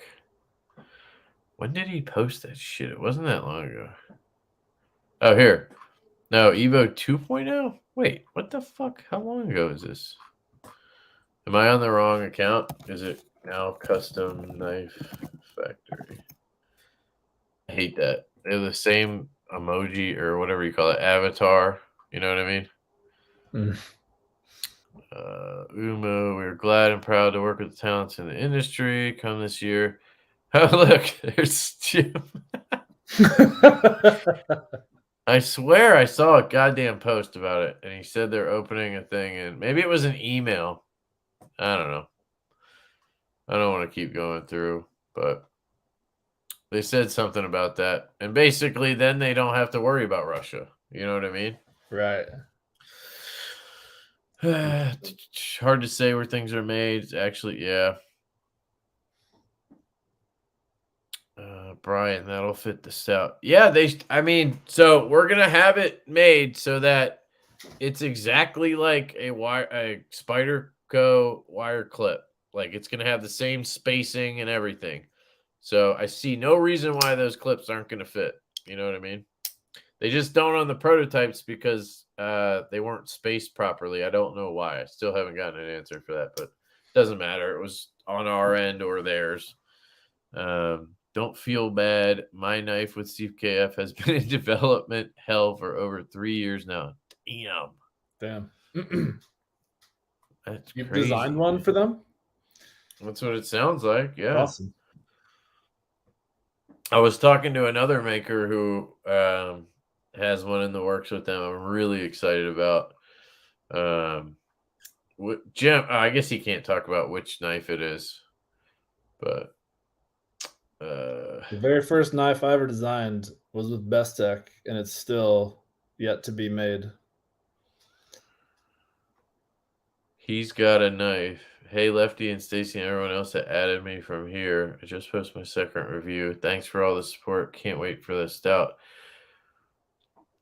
He's got a knife. I don't recognize that. Are you the dude from last week? You changed your name, right? You now have the channel name. He's got it was your name last week. Can't remember your name though from last week. Sorry. But Stacy, if you can grab his channel link again and drop it in, that'd be great. Yes, based on my custom little finger design. Will be a flipper, but very intricate build. Nice. All right. That's awesome. Now 3 that- years though? Damn. He says I have 3 in development with Best Tech. Good people. Yeah. Yeah, we they're worked awesome. we worked with Best Tech a bit, and I think Collins worked with them on some designs. Yeah. Jim, is that who was doing? I saw your knife sale the other day, and you were selling prototypes. Was that the Best Tech ones, or is that another project? I didn't quite get if those were U.S. made or if they were a OEM project. Like, didn't you originally do an integral, and then you changed it, and then you had the carbon fiber, and then now you changed it again or something? I don't know. I saw that sale video the other day. Those looked cool. He said, "Yeah, that's me. Thanks." Okay, cool, dude. Yeah, we need to get a link to your channel. Well, I guess it's just he's got a knife. Let me see if I can grab it. Yeah, he started a channel like I don't know last week, and he had he was editing and all types of shit. It was crazy. Like it wasn't just like me where I threw the camera on the first time. You know what I mean? Videos. Yep, here it is. Let me grab this. Oh, it's with Tuya knife. Jim said And that's save cool. that. Guys, check out his channel. He's got a knife. It's right there. He said yes, but it's with Tuya knife. Okay, so that's the one I saw. Gotcha. I've heard very mixed too. I've heard mixed things with Tuya. What did you say? You have one in the works? I have one with. It's been in the works for a long time with Tuya. Yeah. It's me and Dave Warren kind of collabed on one, and okay, it's hopefully coming out soon. But yeah, I've heard mixed things on their kind of like production. Like they take forever, they delay, they have all types of issues. Yeah, but like their product is pretty good. You know what I mean? I bought one from them at a Blade show last year at their table, and it's so good. It was that weird God, I forget what it was called, but it had that crazy grind, small little carbon fiber show side frame lock thing. You had one on your channel, actually. You reviewed one. Say that again. Sorry, I was reading his thing. It was this. Let me go get. Well, no, it's my room. Whose knife? Who? It was a Tui knife, and it had this. Oh, the Knight's Edge thing. Yeah. That's it. Yeah, I know what you're talking about. I forget what it's called, but what about it? I bought one from them I bought one from Dave at a Blade show last year, and it was so good. Okay. I love that thing. It's the like Templar so knife. Smooth and. Thanks, Jim. We really appreciate you coming by, man. Just stopping by was cool, and the review, dude. Thank you so much. Thank you, man. Really appreciate it. Yeah, we really appreciate it. And yeah, have a good night, dude. Sleep good. Yeah, that was awesome. That was fuck, man. That was amazing. That was cool. Yeah. He said Riyadh's making the Hellraiser. Is that the one he did? No, that was the tibia. He had the fixed blade I was thinking of. What's an interframe flipper? I was going to ask him that, but I'm curious what that is. Interframe flipper, huh? Well, maybe it means it's a kickstop. Oh, maybe. You think? I don't know. You can see an interframe if you Google Riot iron. Oh, okay. Oh, perfect. It's like you read my mind. Riot iron. I've seen that knife, so I don't know. I've seen the iron too. So let's go see it. Then we can go back to what we were talking about Tuyo or whatever. There is no flipper tab. Do they have? Oh, got it. So it's a flipper tab. I'm lost. It's just a flipper.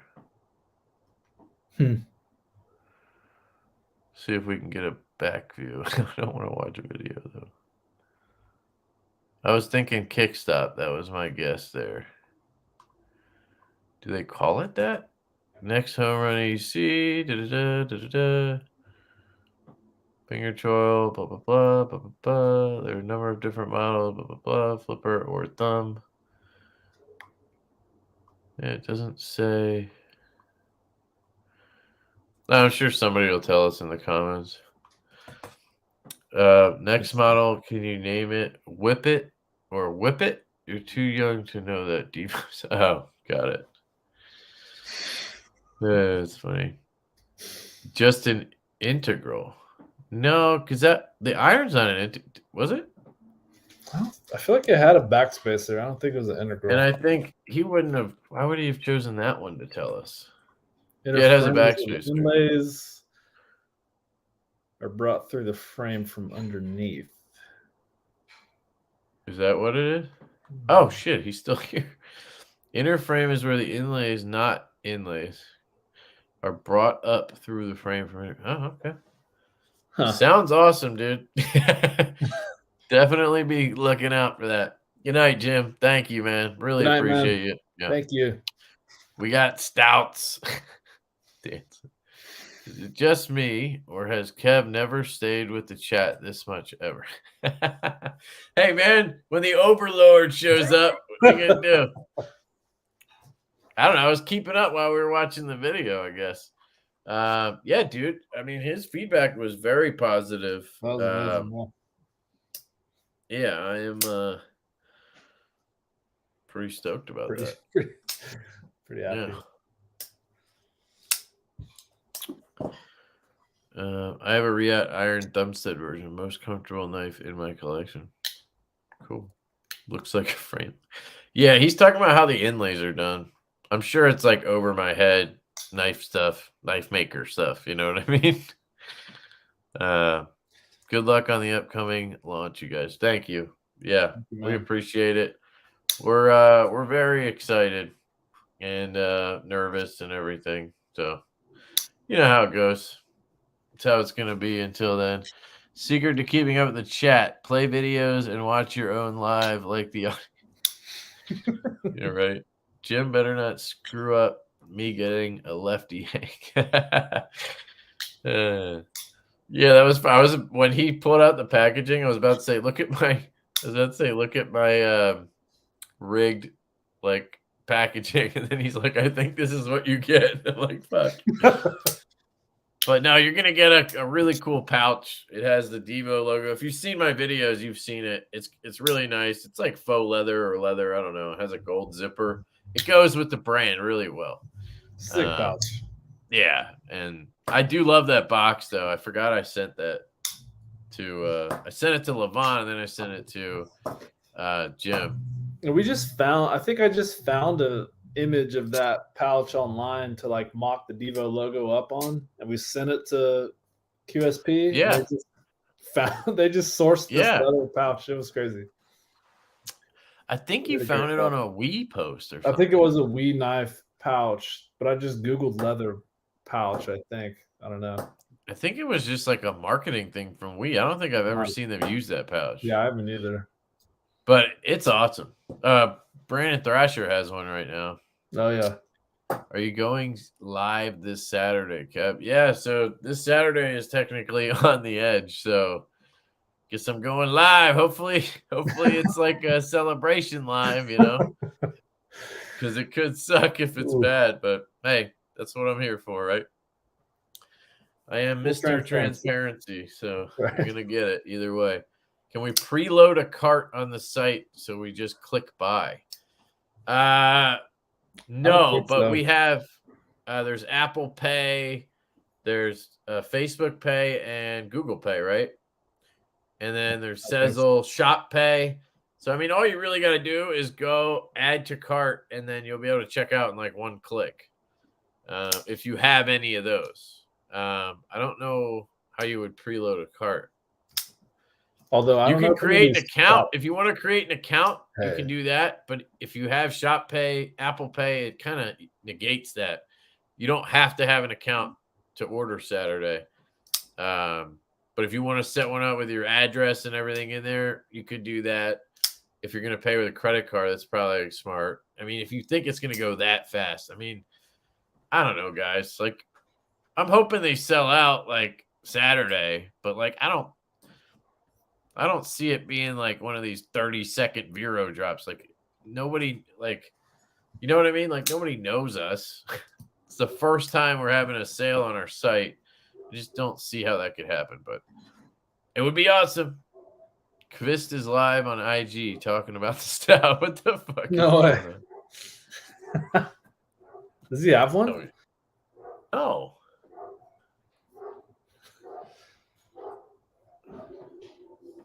Wow, that's awesome. That's true. No, I think he's just doing it live. I'm watching it.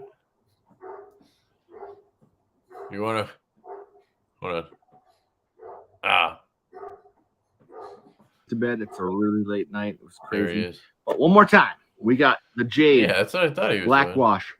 Maybe he just brought Guys, it up. wait, that front flipper is. I can't epic. wait to check Kevin. these out. And then a little bit more steel right here.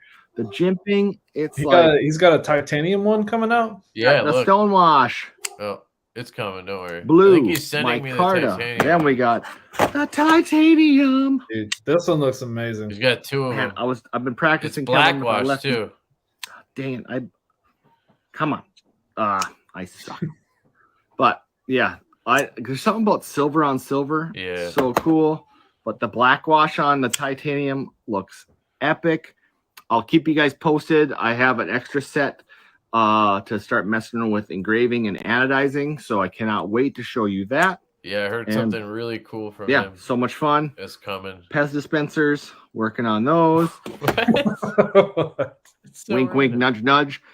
The titanium scales fit the PEs. Ooh, wink, wink. And that's all I got. It's all good. All good in the hood. Too, you guys have a great evening. I really appreciate the feedback. I really appreciate the support. The community is awesome. 89. Go support Kevin, Lefty What? EDC. Thank you, dude. The wonderful pre-order is happening this Saturday. Nice. And, That's so cool. Yeah, and thank you, you dude. heard it here first with prices. I haven't announced it anywhere else, but I think it's going to be really fun. So, special pre-order price $59. Special pre-order price on the titanium $89. What? Free Oh, continental it ended. shipping. We must be to the late. US of A. $89 for titanium That's crazy. and 14C. But how is he doing that? Like, we work with QSB. How the fuck is he doing that? That's a good question. I mean, I think it's just really there's probably very minimal milling or whatever. He's It's not like really making any simple. money, is what's happening. He's probably the margin's probably pretty small, but that's solid, dude. I'm getting one of those for sure. I'm getting one for sure, yeah. Fuck Especially because he brought the lock out a little bit. The lock bar sticks up a little Oh, more. okay. Like on the my custom's great, but this one's like kind of tough. Yeah. It's not bad. It's just you got to use the corner of your nail. But I love this thing. Yeah. And he just said the titanium scales fit it. So that means he's going to have titanium scales Nice. for the first version too. You could buy. Look at this. It looks so good. Yeah, that's awesome. I love Fat Carbon. Dude. I got on his Kickstarter, and I just had last time. Yeah, I just had like the black G10 one or whatever, and I liked it. I ended up selling it for You whatever reason, bastard. but I'll get that fucking titanium one. They're gonna sell out quick. All right, hey man. I bet sell out in under an hour. Man, be so cool. Is there an option where I can like wash your car and cut the grass paper? Where you I live? read that all serious. That's funny. That's fun. Code Skeleton 10 for 10% off milled clip. Milled clip. I was all ready to just get my card out when I found out about the titanium. Oh, you're talking about the Kvist? Yeah, dude. Titanium's sick. Yep, they'll fit the current one. That's what he just said. He said it's all interchangeable. He told me that. Yeah. That's He's awesome. also making a lot of it himself. No, he's not. No, wait, what? The customs he does, like putting them together, he doesn't do that. I don't think he does that. Pretty sure he gets them made and they come made. That does save you money though if you don't assemble, but I don't think QSP would do that. I don't know. I could be wrong. Quality live today, guys. Thank you. I'll babysit for a week. Yeah, we should wrap it up soon just because I want to eat some ice cream. And I need to go to bed. I've been up all day with the kid, and I love that kid to death, but like she'll wear you out, man. And all the excitement. That was fun having Jim on tonight. That was crazy, man. That was so cool. I was gonna invite him on, like to actually be on the live, and I just figured he wouldn't want to do it such short notice, you know. And it seems like maybe he would have. Just shut up. But it'd be cool to have him on another time. But yeah, we got to figure out a way to, I don't know, give him something. Hell yeah, that was a generous review. I don't know if he'd want a prototype though, just because he can't put the milled clip on. Yeah, probably not. But maybe we could just give him a production one or something. Or we could have scales made that fit it. That's true. Yeah, we'll figure it out. Probably be easiest just to like offer him a production one, right? Yeah. Because then it'll have all the updates too. True. Anyway, I'll be hollering. Stout me on Saturday. Love you. Appreciate it, man. Thank you, Andy. Really appreciate that, dude. Thank you. Perfect reason to wrap it up. Eat ice cream. Yeah. All right, let's do the giveaway then. So, should we do the normal thing and just do a number thing instead of the stupid game I always try to do? Not a middle name game.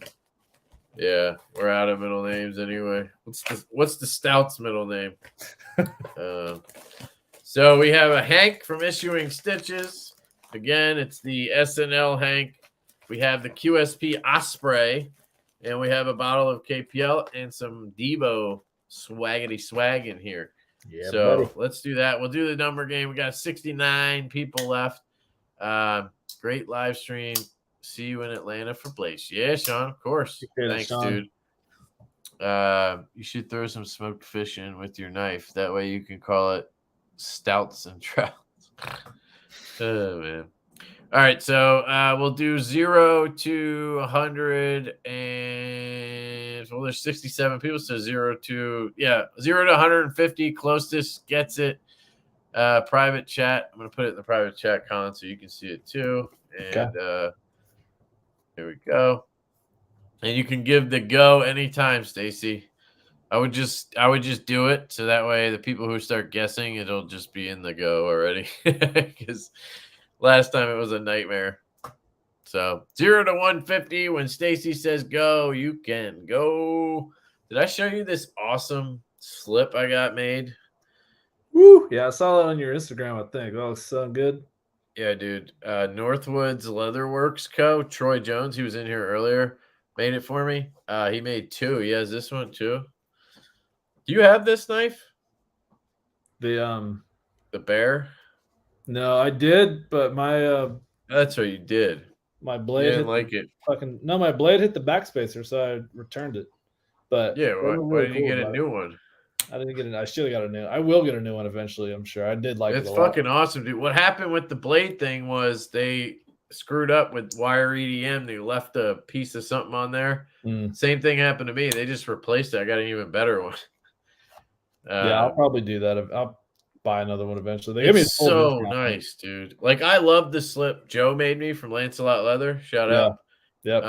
But this one, I don't know, because it sticks out a little bit, or maybe just the stitching. I don't know. Something about this one, just the colorway. It looks so I good. love it, dude. It's so good. Yeah. And he can do anything. I mean, he's making me one for my Keystone thing. All right, let's go back and try to see if anybody got it. I don't think anybody has it. Nope. There we go. All right, hold on. Maybe. Yep, nailed it. Top Dog nailed it. Dead on, Top Dog. Good job, man. Nice. Sweet. So you won the package. So just email me. I'll put the email in here. I'll try to spell it right. Always fuck that up. Did I spell it right? Yep. Top Dog, hit me up. Send me your address if I don't already have it. Well, send it to me anyway, because it's how I remember to send shit. Email. And I will get this out to you, man. Congrats. And thank you guys for coming. Oh, Troy was still in here. Haha. See? There you go. He's the one who made the slip. Oh, right on. That's awesome. So go check out Northwoods Leatherworks Co. Guys, let me throw it up on the Instagram. I'll show you what else he does. Cool shit. He does wallets that are really nice. And if anybody hits him up and you just tell him that I sent you, you get 10% off. So, there's a green one. Look at that. That was so good. Fuck me, dude. Yeah, it's something about like his color choices, or I don't know what it is. This shit just looks good. And that logo is absolutely fire. I love So it. good, yeah. That green one, he gave me one like that to give away. Just so cool. That one's sexy as fuck. Jesus, I want all this shit. But I don't even carry a wallet. Like, that's how good this shit is. You don't carry a wallet? What the hell do you do? I have my phone. My phone case has card slot. I put my driver's license and a credit card. That's all I need. Sure. You barely even need that. You just need your phone, really, these days. It's not worth carrying a wallet with all that shit in it. So I have all my medical cards and shit in a leather wallet from Lancelot Leather. It sits in my truck because I need my truck when I go to an appointment. Right. Yeah. And then, the two things I need. I don't need a debit card ever. Like we use our credit card for everything. That way we get points or cash back. There's no point in using a debit card if you are, responsible. That's the key. So like that way we never have fraud issues. Cause like if anybody ever uses our debit card, we know it's fake and we just fucking cancel it, get a new one. And that still happens sometimes, even though we never use the card anywhere. Wow. Crazy. Yeah. Sorry, stepped away from it. Heard the maker at Northwoods Leatherworks is a sexy mofo, though. Yeah, I heard that too, Troy. Heard that too, man. That's funny. Good luck with the launch. Thank you. Yeah. Thanks, all right. Yeah, we're going to wrap it up, guys. Thank you for coming out tonight. And what is this? Webcam, dating, adult chat. Oh, here comes the spam.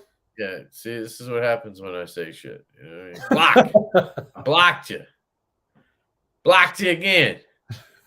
Come on, Stacy. Zap them. Is that what people say? Zap. I don't know. Whatever. Anyway, Colin, thank you for coming on, dude. Appreciate it. Thanks for having me, dude. It was a good time. Good time, and we're getting there, in touch man. Saturday. We're closing in. Yeah, we're going to. I got that shit to do with the car, but otherwise, I'm hoping to be locked in behind my MacBook by 1. Yep. One of us has to be, but I can even do it from my phone. I just have to add the quantity and hit go. Like it's not, or save, hit go. Now that we know exactly what, we have to, never mind. All right. Yep. We are good. And hopefully it goes well. Wish us luck And if you want one, go buy one Saturday, please. Please We do. appreciate it. But yeah, Thank we you, love everybody. you guys. Thank you and have a great night. Peace. Peace out.